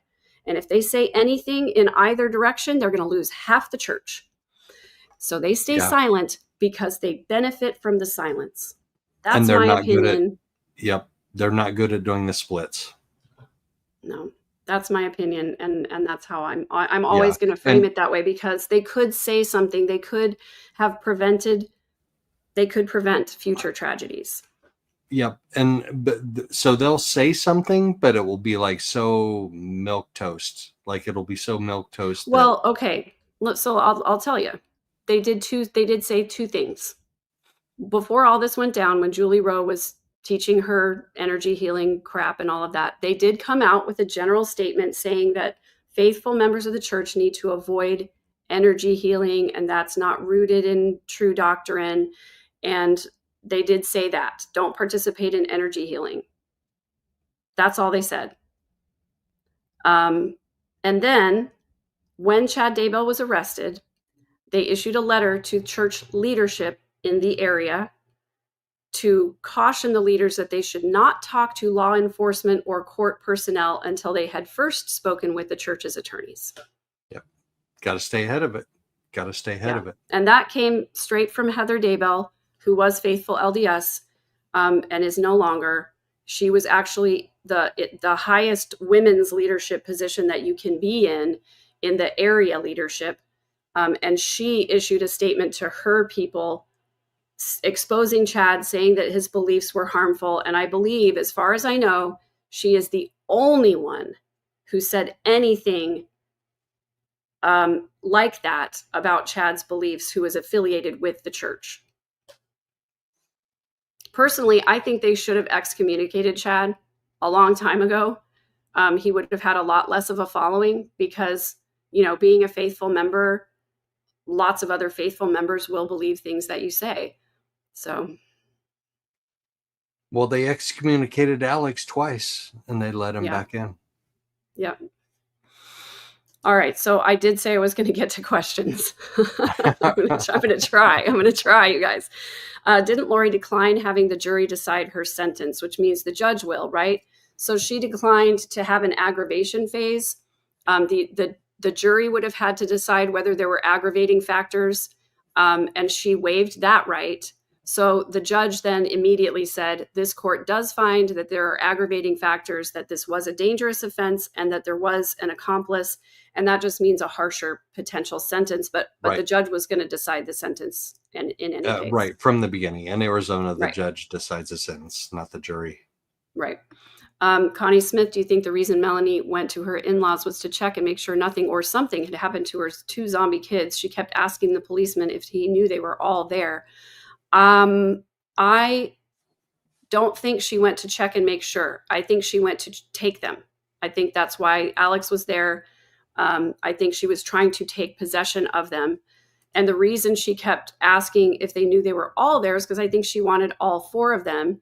And she kept saying, you know, they have cousins that play. Are you sure they were my kids and not cousins? I think that was all a ruse. She was just trying to get a hold of her kids that night. And I'm so glad she did. Two of them were dark at that point. And what are the odds that the other two would have ended up dark at some point? They would have. They absolutely would have. So that's scary as hell, if you ask me. Lawhawk, what is Lori's status with her immediate family? I noticed mom, dad, and Summer were not there in support. I don't know the full status. I know that in the past, Janice has communicated with Lori while she's in jail that they don't really talk about the case, but I don't know what Summer and Janice think of her right now. Lisa from HR, do you think that PPD could have been affecting Melanie's, since it seemed like she had 4 kids in 10 years plus all this childhood trauma? I do not think that Melanie is mentally well. Let me put it that way. I don't know if it is, of course it's possible. She had, just had a child, but it was long enough after the birth of that child that probably it wouldn't be PPD, but it could have been some kind of a permanent condition. Can you imagine being raised? Well, can you imagine at the age of 6 years old, your mother had instilled in you a fear of germs, a fear of food, an aversion to anything that had anything to do with sugar and Coke. And although I know those are not healthy for you, it's not healthy to be so focused on it. And then her being very, very sickly, and then your dad taking you away from your sick mother and saying that there's something wrong with her, and then telling you can't see your grandparents or your aunts and uncles anymore. And then your mother dies when you're 9. And then you're again ripped away from that part of the family. I'm not excusing, I'm just saying, can you imagine? 9 years old. And then your dad talks so badly about your dead mother that you turn her into some kind of a saint. And you're mad at your dad because he's never let you be with that side of the family. And he's always said bad things about that side of the family. She was curious. She wanted to know the truth. She wanted that family back. So she reached out and found Adam. Can you imagine what a psychological number that would have done on you? I don't think she's mentally well. Unfortunately, seeing all of the interviews that she's done over the years, it's kind of like she can't really put two thoughts together. And I think there's a lot of trauma in her brain. So unfortunately, it makes me really, really sad that she's been so involved in all of this. Are you going to talk at her sentencing? No, I am not a designated victim. I'm not a victim in the lies of the law, I should say. I'm too far removed from that. So, plus also, this was about, Charles, justice for Charles, who I was only related to by marriage, and Brandon, who I was only related to by marriage. So that's all. Barbara Penn, Megan, you already did that one. Bugsy, because Stacy told her husband she was by Barry. That's right. That's also in the court document. Steve believed that accusation. And apparently the Reddit emails, the infamous Reddit emails that are going around, sort of corroborate that. All I can say is that I know for certain that Barry has been investigated for SA, although no charges have ever been brought. And that's all I can legally say. And if you believe it about Stacy, would you not also believe it about Lori and Summer? All I will say is that in families where this is a problem, it's highly unlikely that any of the children would have been unaffected by something like that. Yep. That's all I can legally say. And absolutely do not believe. Well, okay, yes, I believe that I do believe he had a bilateral pulmonary embolism. Do I believe that it was caused by his natural health? No, I absolutely don't. I think either he did something to himself or that Zulema did. I believe Adam was at Stacy's funeral, but he was working in Kansas at the time. And frankly, it wasn't really his responsibility to come and take care of Stacy. I don't know what I would have done in the same situation, so I'm not going to speculate on his actions in that case. But yeah, that's all. What about Ryan's death, Joe Ryan's death? Do you have more info about Alex's movements during Lori's second hubby's death? I actually don't have any idea where Alex was or what he was doing at that time. I believe Joe Ryan was living here in Arizona. And I will also note that his death was investigated twice, and it was found to be, they ruled it natural causes. It's not really a normal practice for LDS people to cremate, but in this family it was. Those Reddit emails talk about Stacy and Steve, yes. And I started to do a deep dive on the Reddit emails on my Patreon yesterday when I got the text from Joe Schmo that we had a verdict, and I ended it, dropped everything, and ran to the courthouse. So I still need to finish that, but I'm keeping that on my Patreon because I don't really think it's appropriate to talk about just in the general public. I think it's important to talk about to those who are closely following the case, but I really don't want it out there for just like, general fodder, because I do talk a lot about the religious and family dynamics that caused those emails to come into play. Caroline Butler, has anyone leaked Lori's actual mental diagnosis? Yeah, I talked about that a little bit. The judge touched on it, but we don't have the full diagnosis or her mental health records, nor will we. And then, yeah, Lori was saying JJ's tall. That's because Mormon people believe that in the afterlife, you're going to be your ideal human form, that we're all going to be adults, basically. And I always speculated that, maybe I would have better knees and, Your perfected being. You are going to be your perfected being. The perfected version of you. Yeah. Yes. There's all kinds of harmful speculation about that. Like people who are born with handicaps are going to be cured. It's just, ugh. I don't like even thinking about any of that stuff anymore. Preaching the gospel in the afterlife to whom? Anybody who's not Mormon, because they're all going to be converted by the time Jesus comes again. Right. Or no, I guess after Jesus. Yeah. No, that's actually a really good question and a really good point, because if you're not LDS, when you go to the afterlife, you're in one of the lower kingdoms. But as an LDS, you could go down to those lower kingdoms and you can proselytize them and convince them to become LDS after the fact, and then they can move to the higher kingdoms. Do you remember that?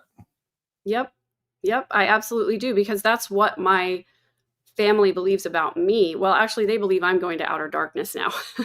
Yes, but they me believe too. that about their other family members. Wait, high five, outer darkness, high five. Outer Darkness Club. I'm excited. It's going to be a party in there. It's going to be so much fun. There are going to be so many awesome people there. Oh, thank you, Aida Shah JD. I truly appreciate what you've been able to accomplish with your platform. Keep up the good work. Justice for all the souls we lost. Thank you so much. This is really kind of you. I appreciate the support so much. Yeah, so they believe about their non-Mormon relatives who died that they will be able to preach the gospel to them in the afterlife. In fact, Mormons believe that when you die, if you're not a Mormon, you go to a place called spirit prison. And when you ask them about it, they will say, it's not a bad thing. It's just a temporary holding place where you go until you accept the gospel of Jesus Christ. So until you're Mormon, you have to be in prison in heaven. Sorry. But it's a really cool prison. It's a really cool prison. It's a beautiful prison. It's a beautiful prison. It's the best prison. I'm sorry, you guys. I try really hard to be very respectful of my family members and friends who are still LDS, because most of them are beautiful, decent people.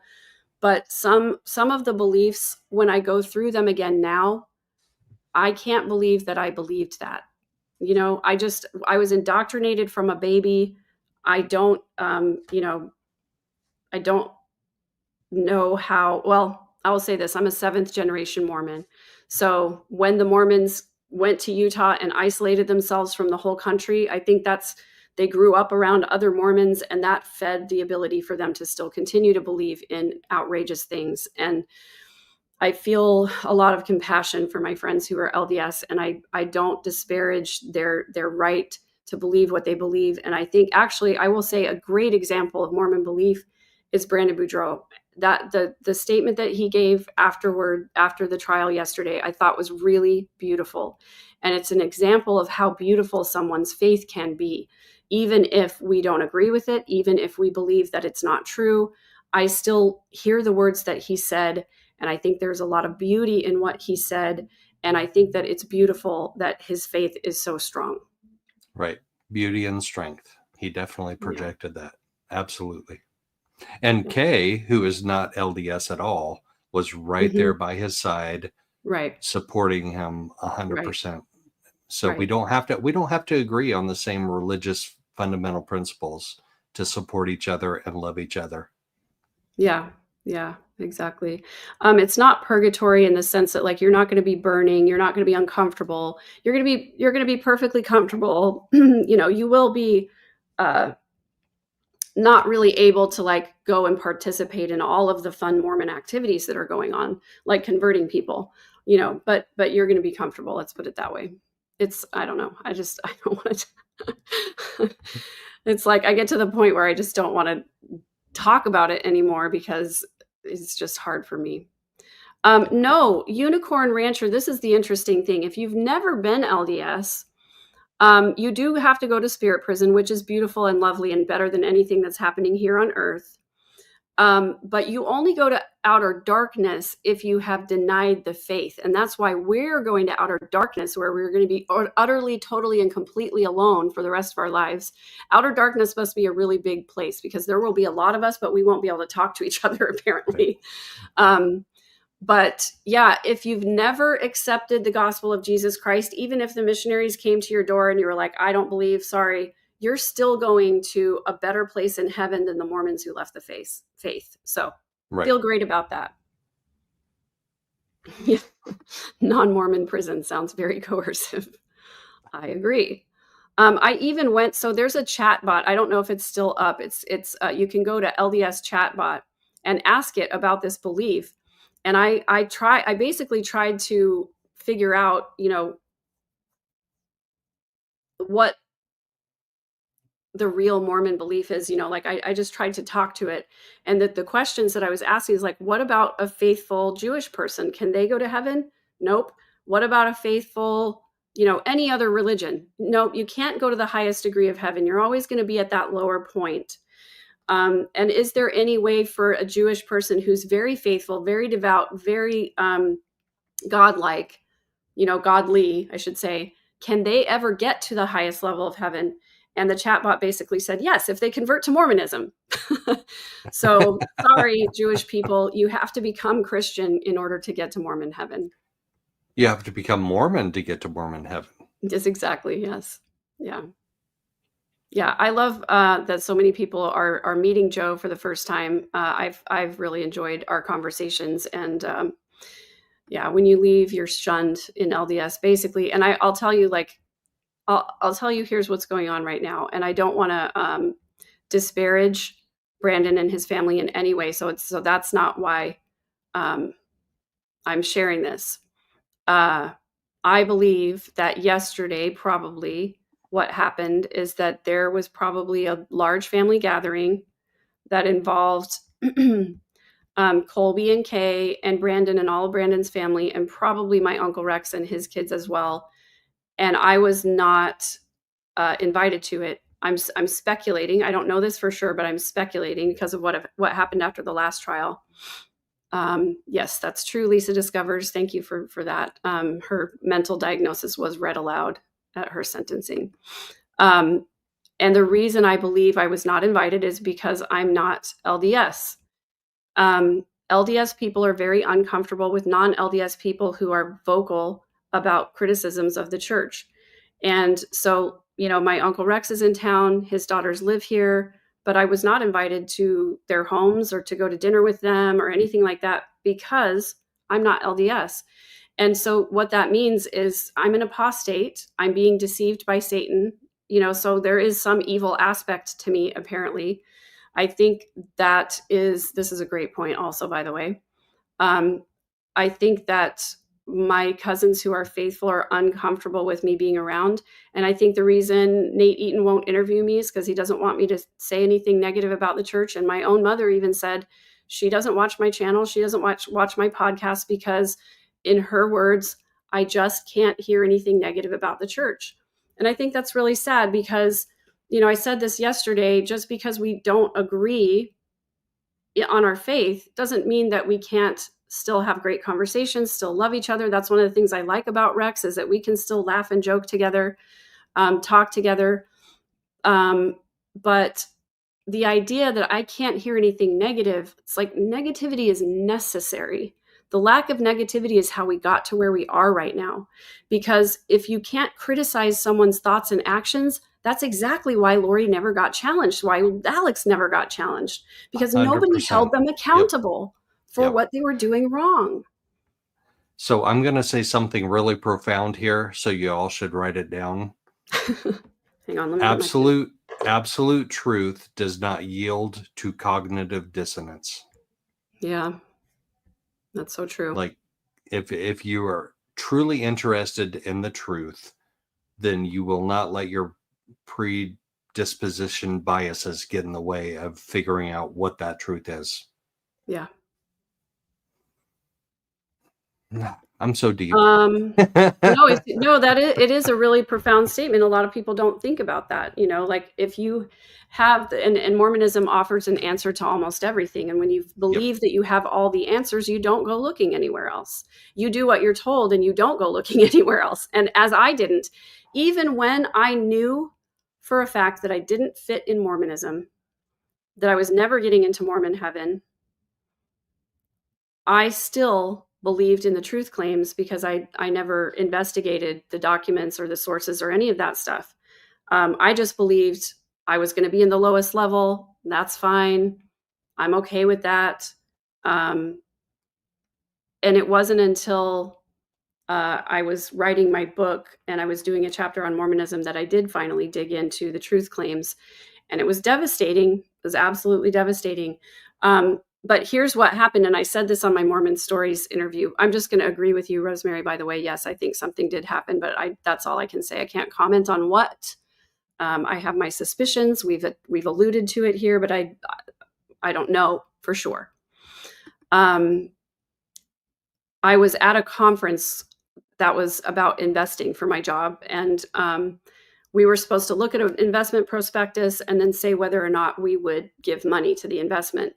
Going around the table, it's my turn to talk. And I said, no, I would not put money towards this investment.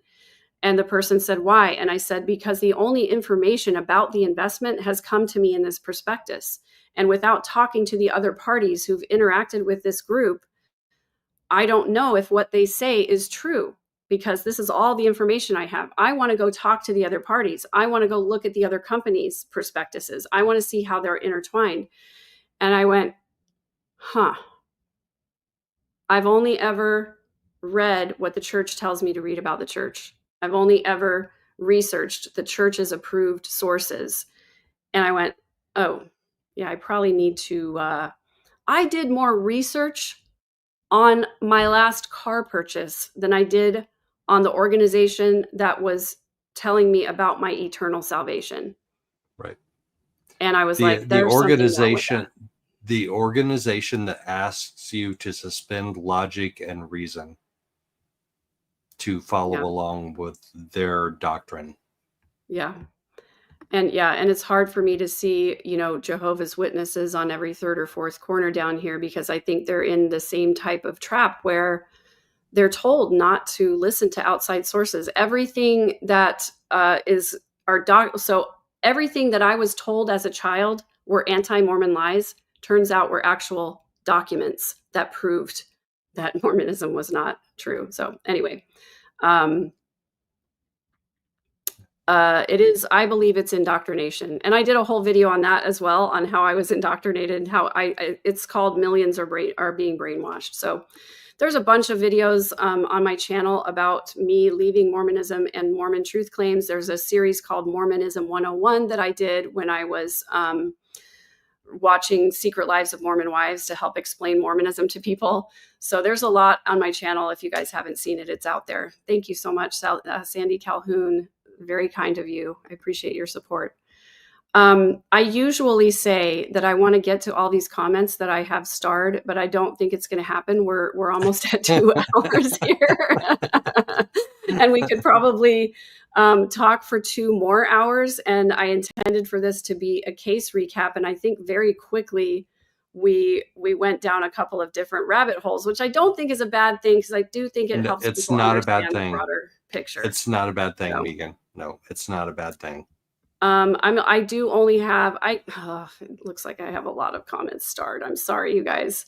No, what do you think? I guess here's the thing. I don't need to do anything I don't need to do. If people are tired of watching, they don't want to know anymore, they can stop watching, but I'm enjoying our conversation. I don't have anything to do right now, so I'm fine to continue. I don't either. If you are. You keep going through them.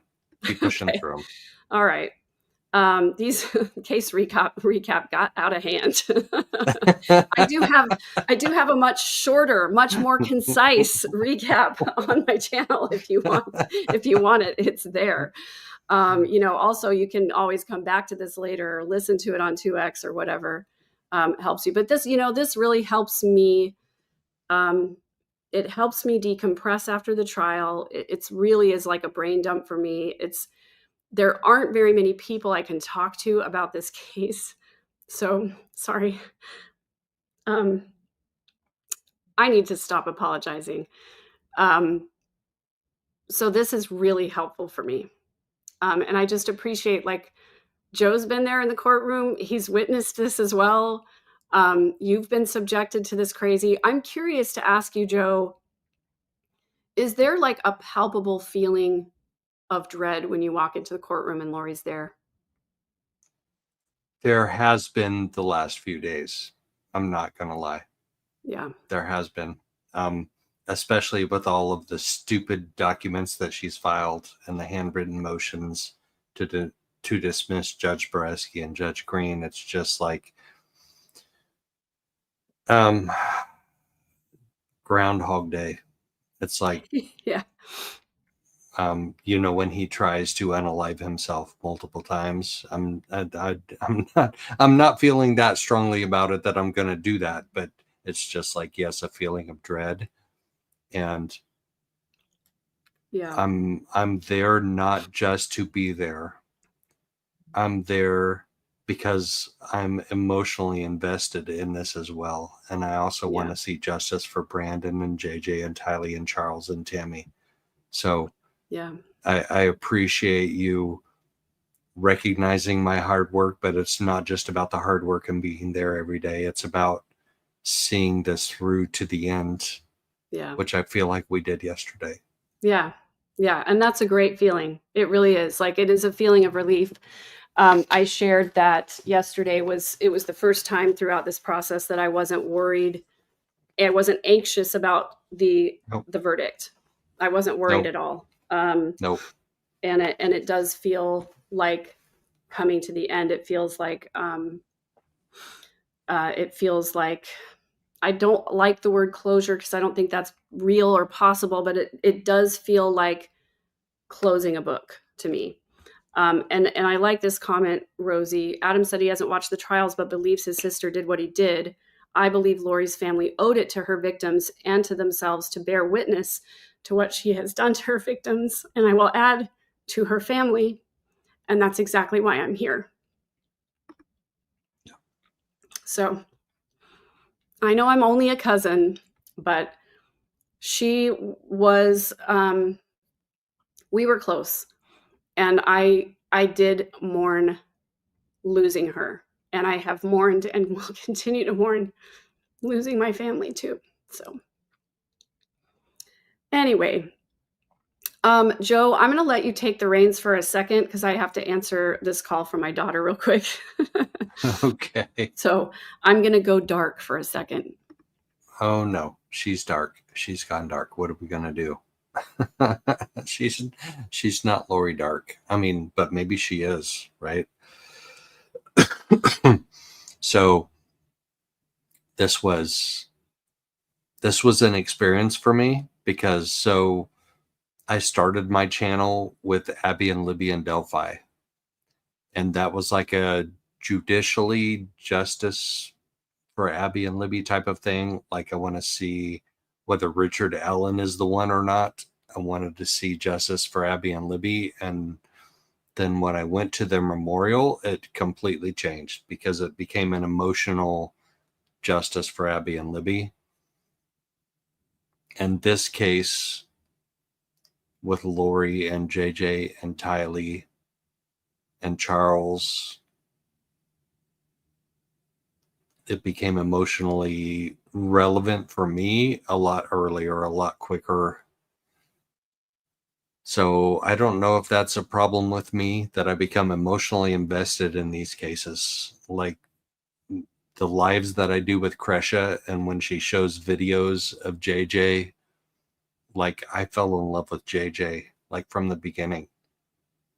Like JJ is such a sweet, amazing, is such an amazing, sweet spirit, that I couldn't help but fall in love with him. And I wish I had more videos of Tylee. We saw, especially in the first trial, that she was struggling with some things, and she had a lot of things going on with her life, where Lori was, having issues with her ex-husbands.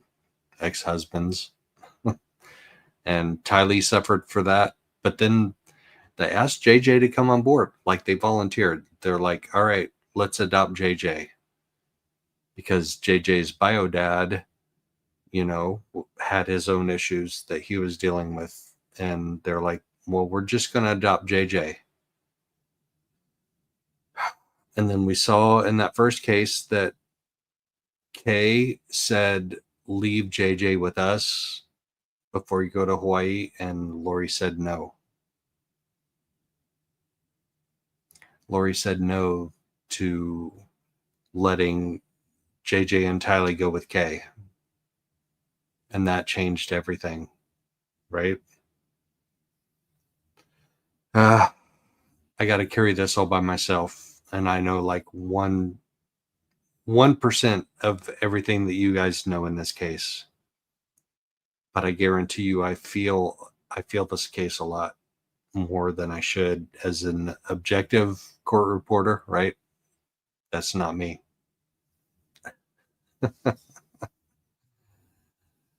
Oh my goodness. Yeah, right. All right. I can't show that, but Joe Tall Chief, Lori wanted the money that came with JJ and Tylee, right? The Social Security. Yep. It was about the money. Isn't that crazy? Like, her and Chad were all about, okay, Melanie's gonna unalive Brandon, and then we'll get Brandon's life insurance money, and we'll get JJ and Tylee's or Social Security money, and then that's going to fund whatever craziness we have going on. Like, it's just so nuts.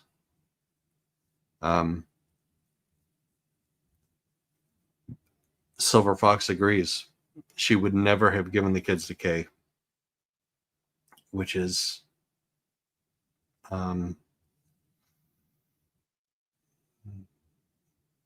crazy. Thank you, Alan Girl. I appreciate that. I had such a flux of emotions. Like, I started coming to the pretrial motions in December, and then January. I don't remember March very much, or February very much, but I remember March.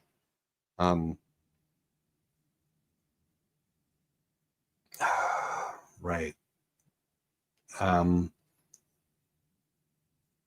March pretrial motions were crazy because she was still trying to figure out which case she was going to defend the most. And we saw she didn't defend either one very, very well, but I got emotionally invested just doing the lives with Kresha. So the money was why Joe died. Tylee got survivor's benefits, but she was also on the list, right?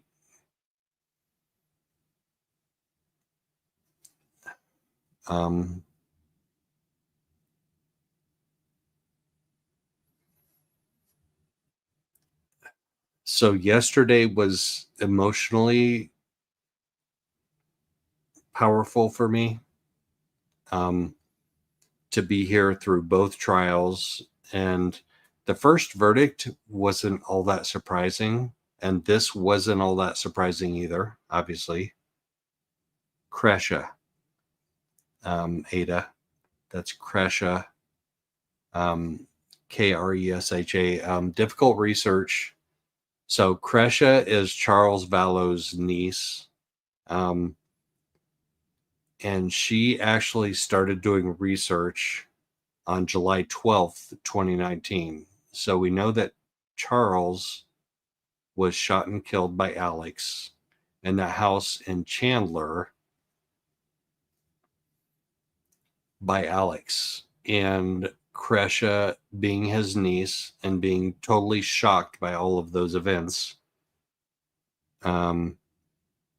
started doing research. She started doing research into the LDS Church and then she ran across some things about ritualistic abuse in the Mormon Church. And she and I actually have a series going, which got interrupted by Lori. Thank you very much, Lori. Always interrupting stuff that's important. What's my channel? Here we go. I'm going to post it in here. I'm not a mod, so I don't know if it's going to post or not.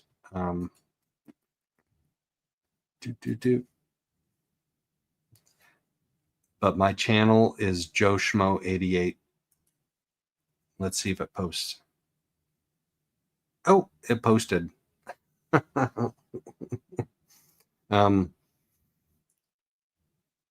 So while I was going to trial the last week or so,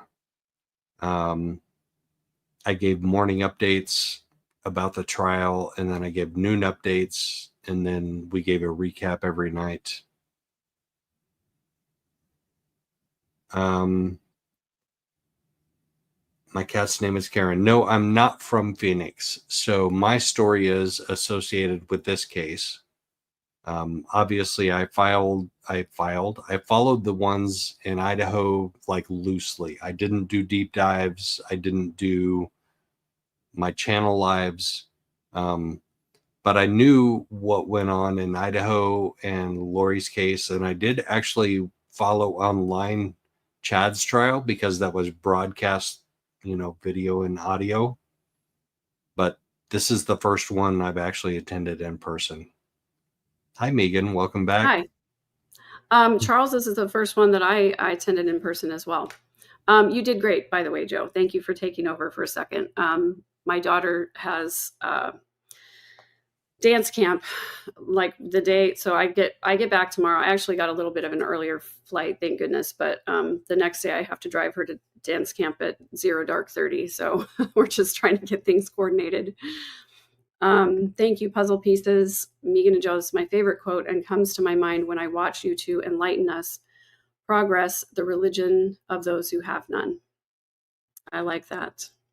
Yep. That's a good one. I have a favorite quote as well, and I meant to share it the other day on one of my lives, and I never got around to it, but I wrote it in the back of my book, and it's a quote by a German poet named Rilke, and he says, I want to see if I want to do the whole thing or just, there's just a little snippet of it. He says, let everything happen to you, beauty and terror. No feeling is final. Just keep going. And that's the way that I feel that this case has affected my life. it sucks being a part of it. And it sucks that those victims had to suffer and are still, some of them still suffering. However, in the face of this have come so many beautiful things, you know, friendships with lots of great people and family connections and knowledge, understanding, the ability to grieve, the skill of grieving, the skill of facing horrible things, you know, looking the devil in the eye, literally, you know, so many beautiful things. Oh gosh. So, I think I may have a delivery at the door. I may have to run real quick. Okay. I'm going to keep answering questions as long as All right. people are I'll be still right here. back. Okay. I really like the tag team effort. Laura Rue, question: do you think Lori and Alex's mother knew how sick her two kids were? I wonder how she feels today about everything. I think Janice's role in the family is that of keeper of the family narrative. And so I think she's done a lot of work to try and whitewash the family's stories and images. And I think when you do that long enough, you start to believe the stories. And so I don't think she's ever faced the reality of how sick the kids are. Like, and by that, I mean Lori and Alex. And I shouldn't say kids because they're grown-ass adults. But Janice's comment was that Lori's not hurting anybody with these beliefs. Just leave her alone. And I thought that was an incredibly harmful position to take, because if it was my kid saying stuff like that, I would be like, sit down, we're going to have a talk. This is not okay. It's not healthy. Summer was involved. Will she be arrested? I kind of doubt it, to be honest with you, because in the FOIA documents, when I was reading through all of the, I did a video on my channel where I read through all of the text messages from the FOIA documents, not just the ones they brought into trial. And there's a lot that Summer was doing. But in the police report, the conclusion is they believed that she was a unwitting accomplice, is how they put it. I don't know if they still believe that or if there's more evidence that's come out since then. But I have said and will continue to say that I hope that everyone who has participated and who can be charged, I hope that they are charged. So I don't know. I'm not going to speculate about this, but certainly unhealthy relational patterns. Let's put it that way for now, I guess. Rosemary, you always ask great questions. Thank you. Didn't Lori say in her allocution in her trial in Idaho she was going to be with Tylee and JJ again? Yes, she did. And she will be home with Jesus. Yes, she did. She said, I'm going to rest in the arms of my Jesus. Well, your Jesus, Lori, the one you talk about, not the same as what most people think about Jesus. Joe Neal, thank you for this. Any other true crime cases intersecting with LDS you plan to address? Yes, in fact, there are a few. I would love for you to name them. I am interested in the Jared Bridegan case. I am interested in the Corey Richens case, although I understand she's not LDS. She's just from Utah. I've commented on both of those cases before, but there is a huge case that came down here in Texas while Charles's trial was going on, which is why I haven't gotten to it yet, of a Mormon family from Sandy, Utah, that was recently arrested, 4 of them, the mom, the dad, and 2 sons, for illegally importing something like $300 million worth of crude oil into the U.S. and paying money to cartels. And I'm going to be covering that. So yeah, I will. I'm not going anywhere. True Crime Tuesday, every Tuesday, live on my channel. I'll be covering lots of stuff and then doing additional deep dives as necessary. So I love researching, and this case has taught me a lot about how to do all of that in the crime space. And so I'm going to be doing a lot of that. It's very interesting to me to talk about specifically about some of the psychological aspects and the how we got here, the mentality, the family patterns, all of that is really interesting to me. Did you already touch on Juror 5 interview with Lauren? I haven't, and I listened to most of that interview last night, but I was on 2x speed, and then I just got too tired. I need to go listen to the whole thing. You can tell they were not impressed with Lori, and then mind blown with the avalanche. Yeah, that's always the hard part. I need to send a quick text here. I'm so sorry, you guys.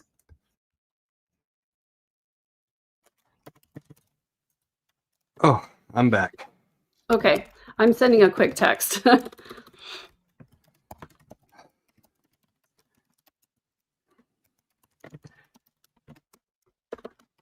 Okay. Okay. What is happening? My computer is glitching.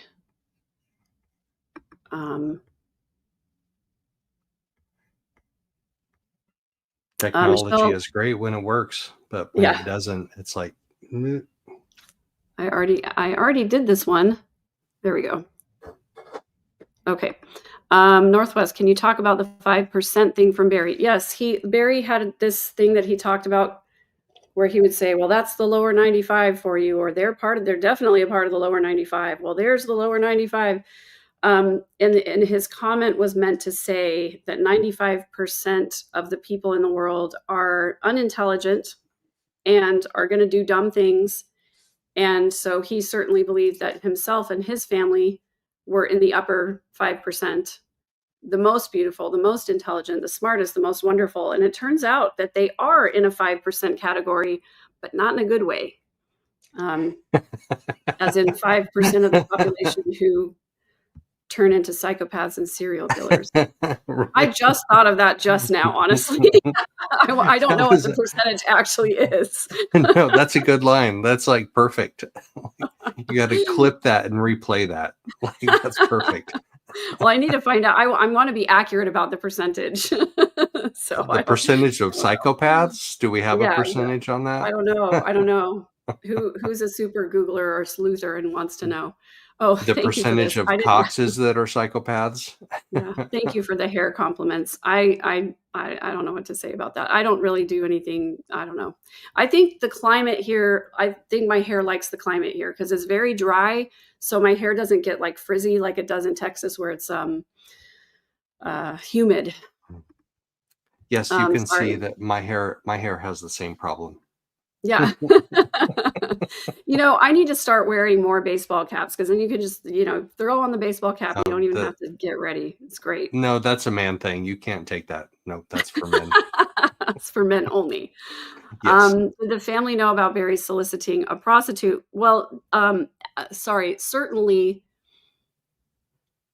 names are popping out of my head like crazy. Steve.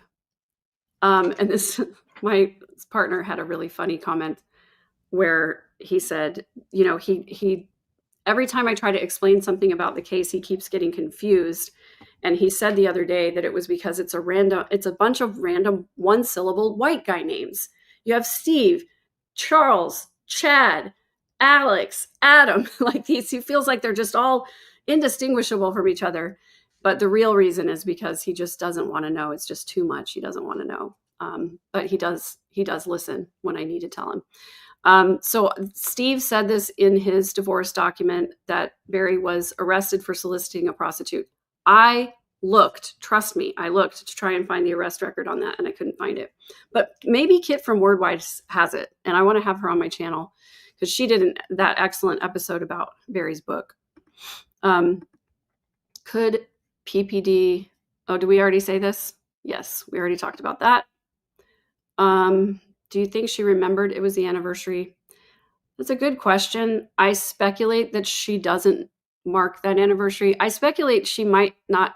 Well, she knows because she was on the phone with Chad when the police were at the property. So she does know that that's the anniversary. But I doubt that she keeps that date in her mind for any reason because I think she doesn't really care.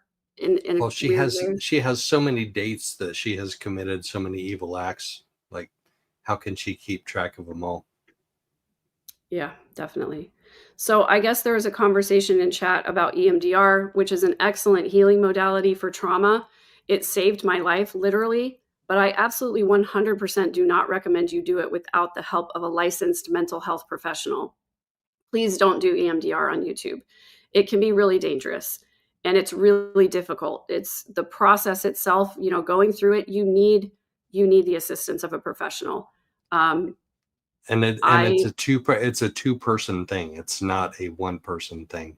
Like, you can't pull up a YouTube video and just be like, okay, it's me and the YouTube video, like, going through this. No, you have to do it with a licensed professional. Yep. Because you really are digging into deep parts of the psyche. And if you don't know how to restore yourself back to stabilization after one of those sessions, it can be really, really dangerous. So please don't do that. But EMDR worked for me. I'll just say that. Oh, good. I think I did know that. Yeah. Yeah. I think we have that in common. Was Lori ever a good mother? I don't think she was. I think that she's what I call a devouring mother. And I did another video on that as well. She isn't capable of seeing children as anything but an extension of herself and as the relationships as transactional. So she would have viewed her children as, she would have lived vicariously through her kids. And I think she kept Tylee sick and small because she didn't want Tylee's beauty or intelligence outshining her. I think that she viewed Colby as more of a boyfriend than a son. And I think that she adopted JJ so that she would look like a good person, so that she could claim she was the mother of a special needs child, which she has done over and over. But she was not capable of nurturing those kids. I think she was always manipulative about that. So, daily show. Now, I'm not going to do a daily show, but I will do True Crime Tuesday and then more episodes as necessary. I don't think I could do this every day, to be honest with you. Maybe I could. I don't know. I thought about it at one point, but preparing for a daily show is a lot. I mean, this is kind of my full-time job, so I could do it, I guess. But I also really enjoy my one-on-one coaching, and I probably would have to give that up if I did a daily show. So, do you know, are other family members getting non-churchy therapy to deal with the fallout of all this trauma / being part of this family? I'm another Exmo. I know how psychology can be viewed. I don't know. I can't comment. Adam has publicly said he hasn't gone to therapy, which I think is a problem. Rex said he has gone to therapy. I hope his therapist is not LDS, but it's probably not. But that's a big part of it is, looking at your life and all of your relationships and everything in your life to see whether it's healthy or not is important. And what LDS therapists do is they assume your religion is healthy, and they assume this component of, if you're having mental health problems, it's probably because you're not reading enough in the scriptures, you're not praying enough, you're not, doing enough service, you haven't really given your burdens to Jesus. And so there's a lot of religious manipulation and shame that comes in with Mormon therapy. Yay, I'm so glad. I hope all of you will go over and sub to Joe's channel and watch his videos. Thank you. I appreciate that very much. Thank you. Do you have any thoughts on Colby's relationship with his real dad that you can share? Was it manipulated by Lori, or was he a negative influence? I have heard Annie Cushing. Annie Cushing is Joe Ryan's sister. She has a channel also. I have heard her describe Joe as abusive. So I think he probably was abusive. I think he was a negative influence on Colby's life. So I wish Colby all the best. I really hope that he heals and that he continues to find community. I know that he's lost so much. He's lost everything in this, and he's in a really difficult spot, and he's got a long road ahead of him.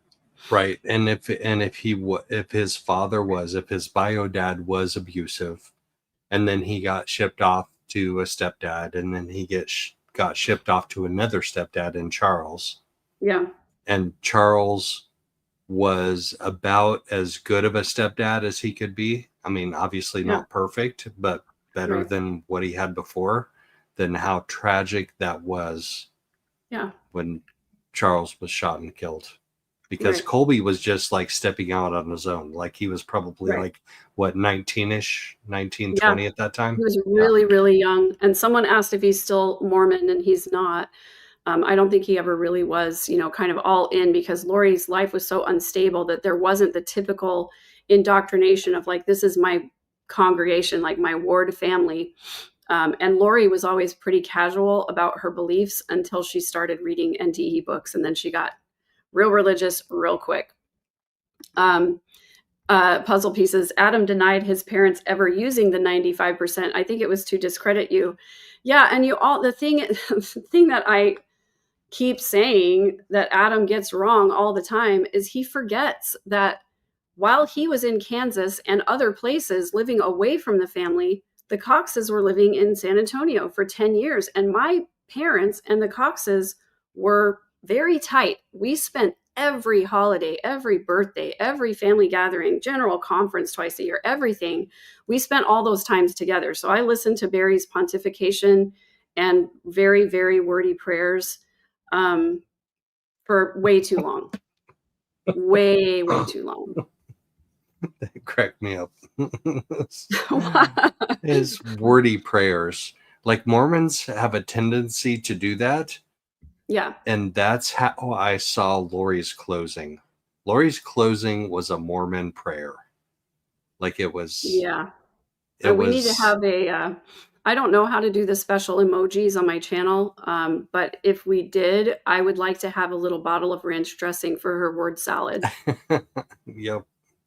Because it's crazy. What was I going to say? Something. Oh yeah. So like most people, when they pray, they'll say something like "Our Father." They'll start with "Our Father" or "Dear Father in Heaven" or something like that. And Barry was the type who would say, "Our most kind and gracious Heavenly Father, who has brought us to this earth. We are indeed so grateful for the bounteous blessings which thou hast bestowed upon our unworthy heads. We come before you in an attitude of praising our great God, in an attitude of gratitude for all that we have been given upon this marvelous world. We ask for thy bounteous blessings to please be upon this enriching and delicious food which we are about to eat." I don't think I can go on.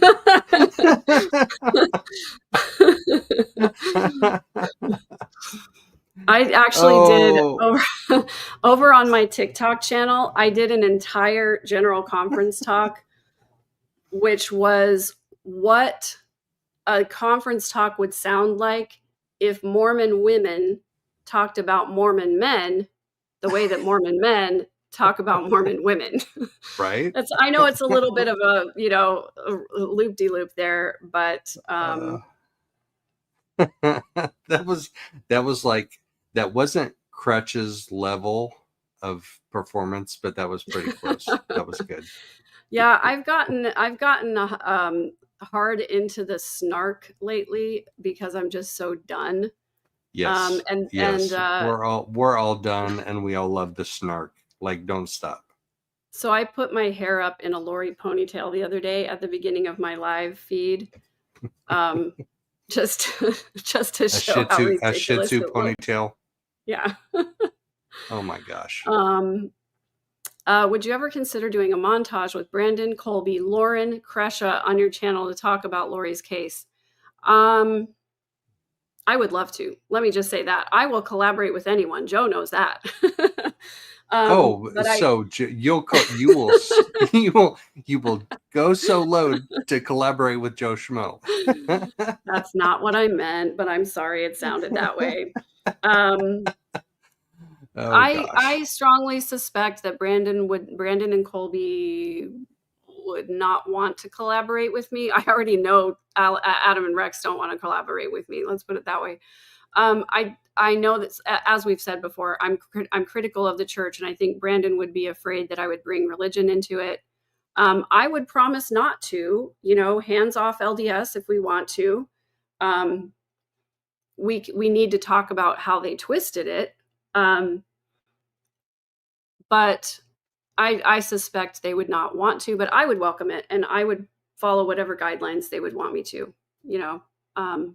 I think that collaboration is important, and I especially think that civil discourse is important. I want to talk to people with whom I disagree, because I always learn things from those people. I love to hear different perspectives that aren't mine, because that's how I get more compassion for other people. That's how I gain understanding for how other people do life, and how I learn to be, I don't know, kind and respectful and welcoming and tolerant of people of all beliefs and faiths. And, as I said, even when I disagree with people, I want to hear their perspective. So Kelly Johnson says, Megan, how do you keep your mental health in check? I do a lot of self-care. I have learned to make the choice that is the most loving thing for me, even when it inconveniences other people. And that is a Mormon habit I had to break out of. I do a lot of self-care. I make sure that I have good food, good sleep. And what's the other third thing that I always say? I'm forgetting my own stuff at this point.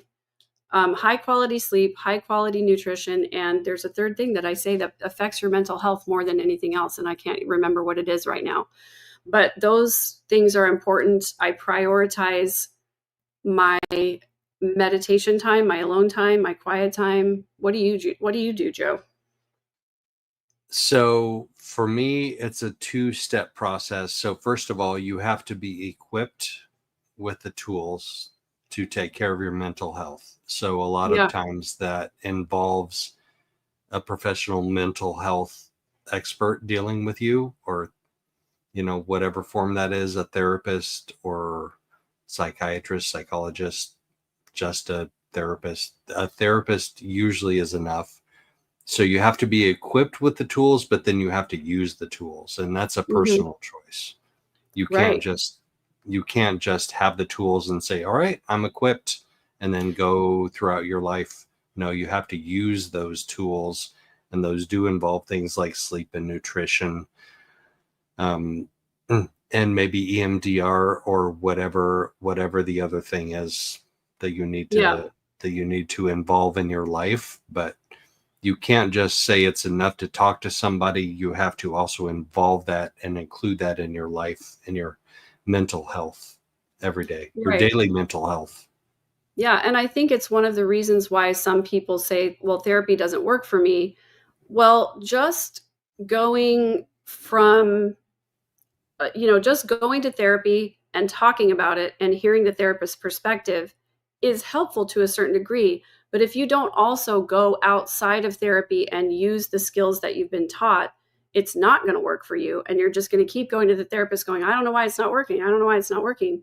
You have to literally change your mind. You have to change the way you think about things. You have to change the way that you relate to people.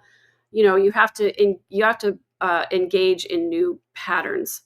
Are you talking about the Devouring Mother poem that I read on my Devouring Mother video? If so, I would have to see if I can even find it. EMDR stands for eye movement desensitization and reprocessing.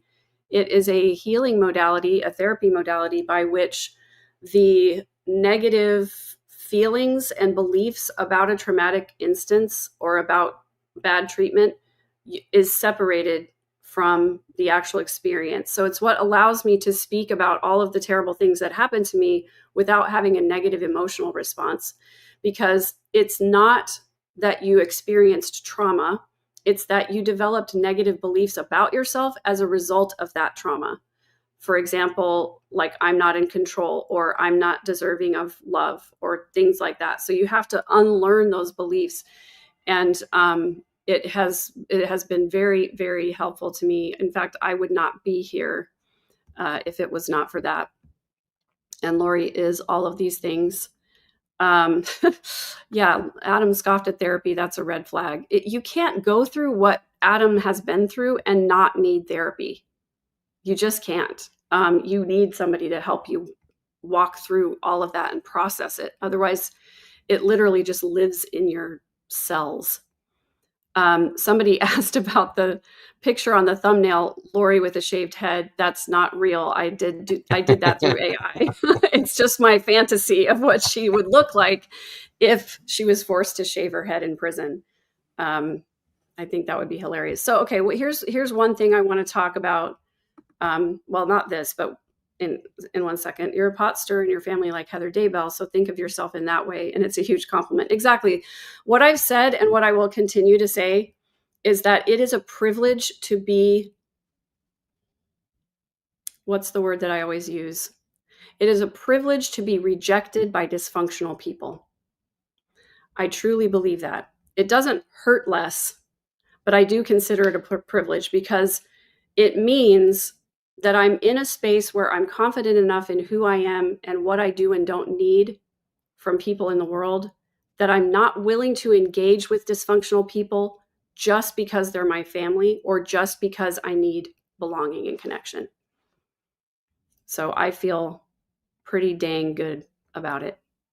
And right. I have plenty of healthy people that I can interact with. You know, it's like, why would I go back into that psychological hornet's nest when I have so many other beautiful human beings in my life like you to interact with? Here's the last thing I want to talk about. And so let's wrap up because I will, run out of steam here at some point. Going forward, Lori's future. Do you think that she will go quietly? Do you think she's just going to fade into oblivion? So she filed the 64-page appellate motion. Yeah, and that was her attorney. To be fair, she's not her own attorney in Idaho yet, right. So that was her attorney. Probably with her influence, though. Yes. So no, she's not going to fade away. Nope. Go ahead. If she has any type of a hearing that involves outside people, she will be allowed to show up in like civilian clothing again, which I have a problem with. She should be in jail or prison clothing for the rest of her life. Yeah, definitely. I agree with that. We'll talk a little bit more about that, but I want to address this comment. I have a lot of LDS friends too, and it's not disrespectful to be critical of the things that are harmful about a religion. So would I be like this towards Islam? 100%. I will be critical about the things that are harmful about Islam. I will be critical about the things that are harmful about any religion, any family system, any relationship, because if you're not critical about the things that are harmful, then people will continue to get harmed. That is what I am passionate about, obviously. Yep. 100%. So I'm really glad that Lori will be in prison clothes and shackles. And she's never going to see the light of day again. I mean, by that, I mean, she's never going to leave prison. But I do think that she is going to continue to abuse the legal system as much as she possibly can. And somebody said in the comments earlier, she's going to become a vexatious litigant. And that's actually a legal term. If you're deemed a vexatious litigant, then you're basically not allowed to file things anymore. Oh no. What are we ever going to do? What are we going to do? We're going to be happy and peaceful without her ridiculous motions. Those last two handwritten motions were just like so off the rails. Like there's no way to describe them unless you go and read them yourself. Yeah. And I have not gone through them in detail on my channel because I was traveling that morning when they came down. I have read them myself, and I will do a video on those motions. Not because we need to be rehashing things, but because this is kind of what bodes for the future. Yes, we it can offers expect more of the same. Yes, it offers insight into her state of mind. Yeah, definitely does. I'm just scrolling through chat. We've answered so many questions. I guess the thing for me that is most important to think about and talk about it going forward in the future is to take the template of everything that we've learned on this case and apply it to everything else that we look at.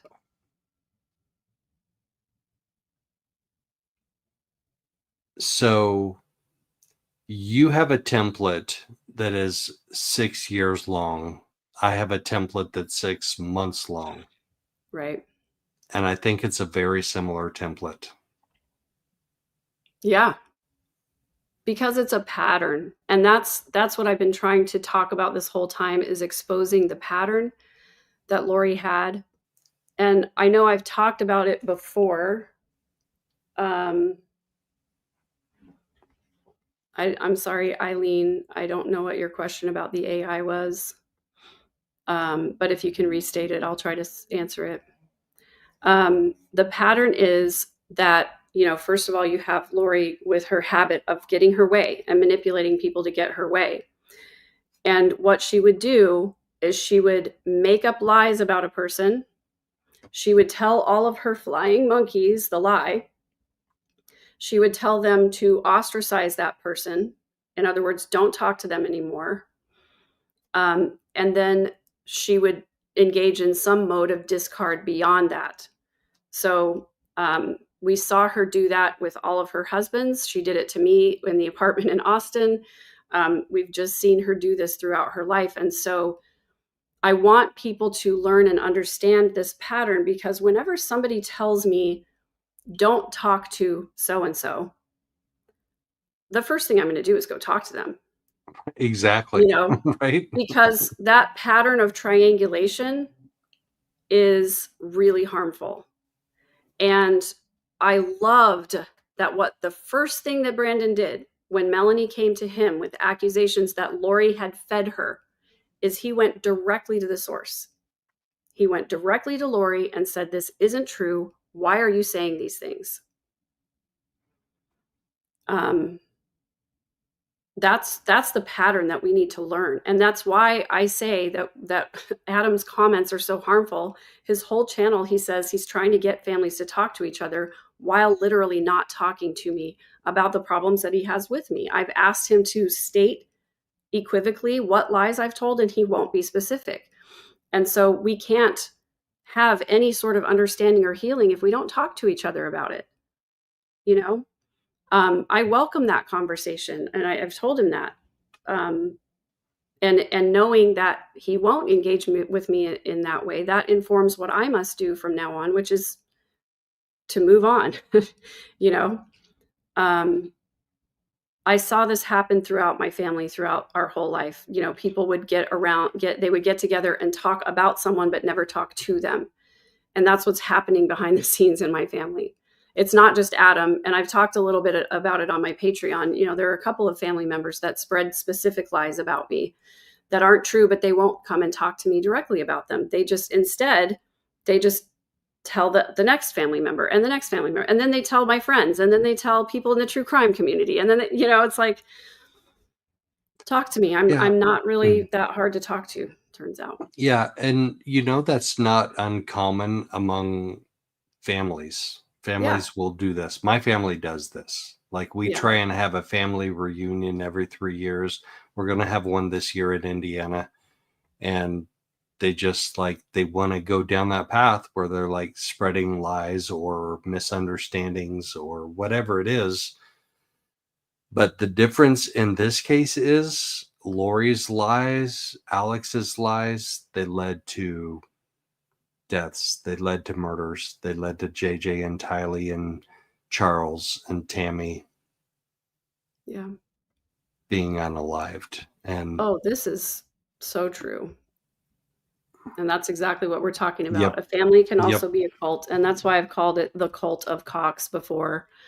It's exactly what we're talking about. Yep.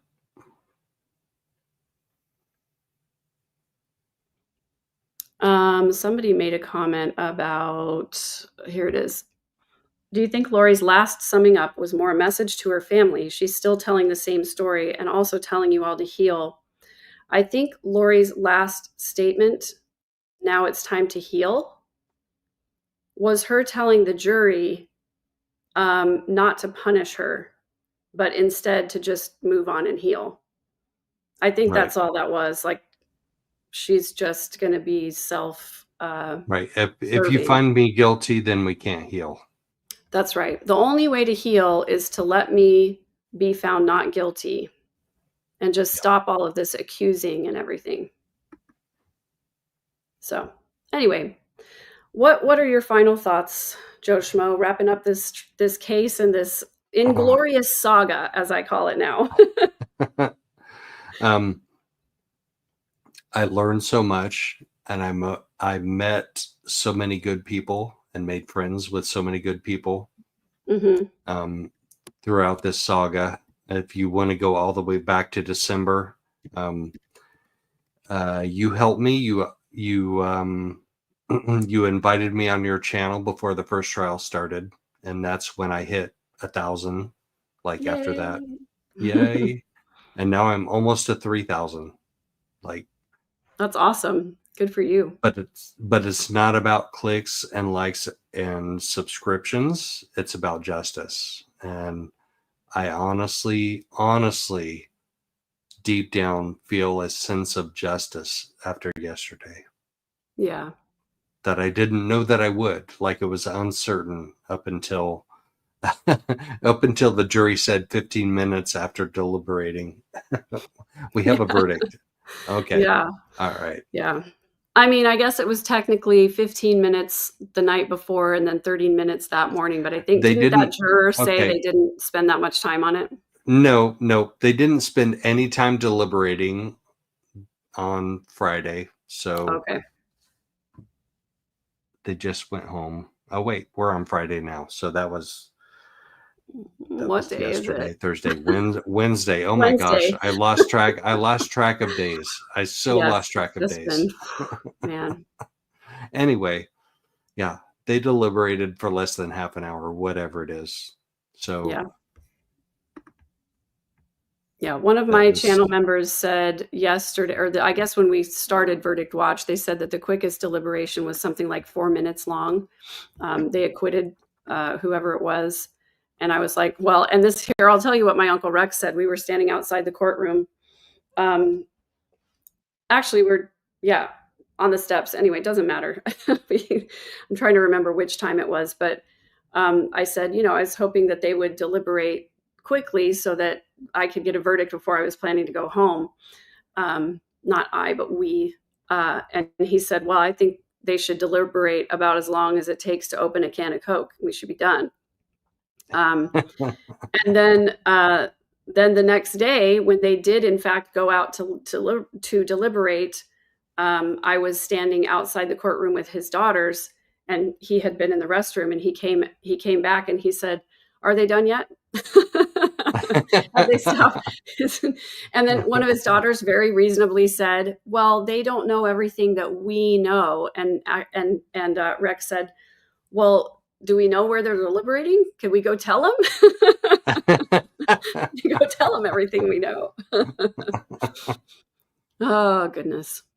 Oh, goodness. Yeah. Yeah. And James, I agree with you here. Oh, sorry. Yeah. Joe Schmo 88 is Joe's channel. Just because I don't completely agree with the LDS faith doesn't mean I can't respect them. And I have said that too. I said, or I think earlier on, and I don't know if you're behind real time here, but I said earlier on that Brandon Boudreaux is a perfect example of someone whose faith is really beautiful. And he is devoutly LDS. And he expressed some of that faith in his statement yesterday after the sentencing. And I thought it was very beautifully said. I think that it is a beautiful thing to witness someone who is a faithful person. I too have a faith, but it's a different faith. I consider myself to be a spiritual person. I don't adhere to any one religion, and my spiritual enlightenment is not complete. I am squarely in the camp of I have no idea if what I want to believe is true or not. I have no idea if it is. But that not knowing allows me to continue exploring, and I don't think that will ever end. And just not knowing, but recognition of not knowing. Like you fully recognize that you don't know. And also, in my mind, in my personal belief, the separation of religion and spirituality. You can be spiritual and not be religious.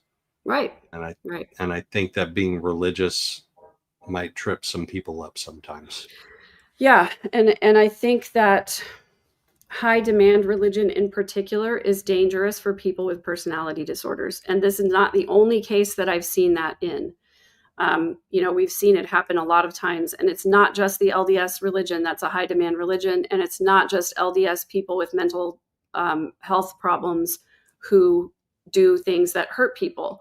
So I'm not saying at all that Mormonism is the sole arbiter of unhealthy people and unhealthy religions. However, I think there are unhealthy things about it. There are unhealthy things about almost every religion, just because you have this mixture of human beings and spiritual power.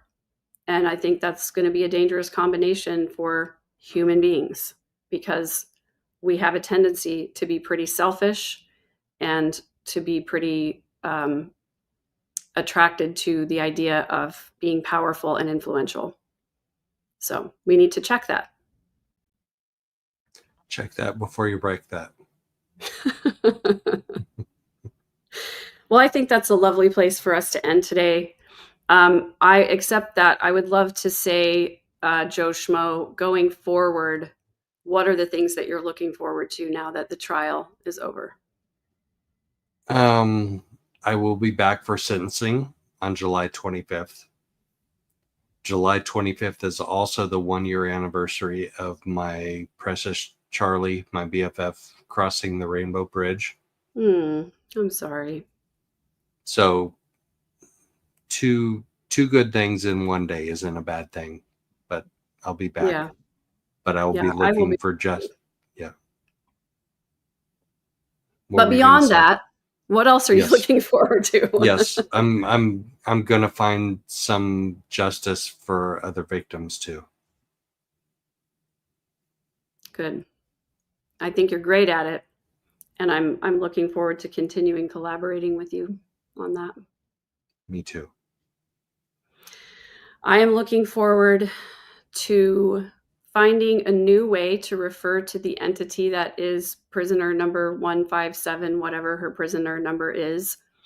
I don't want to use her whole number because that's too much effort, and I don't want to give her that much effort. And I might just start calling her Noreen and just hope everybody catches on. Mrs. Dumbbell is another consideration. The entity formerly known as Lori, that's also too long.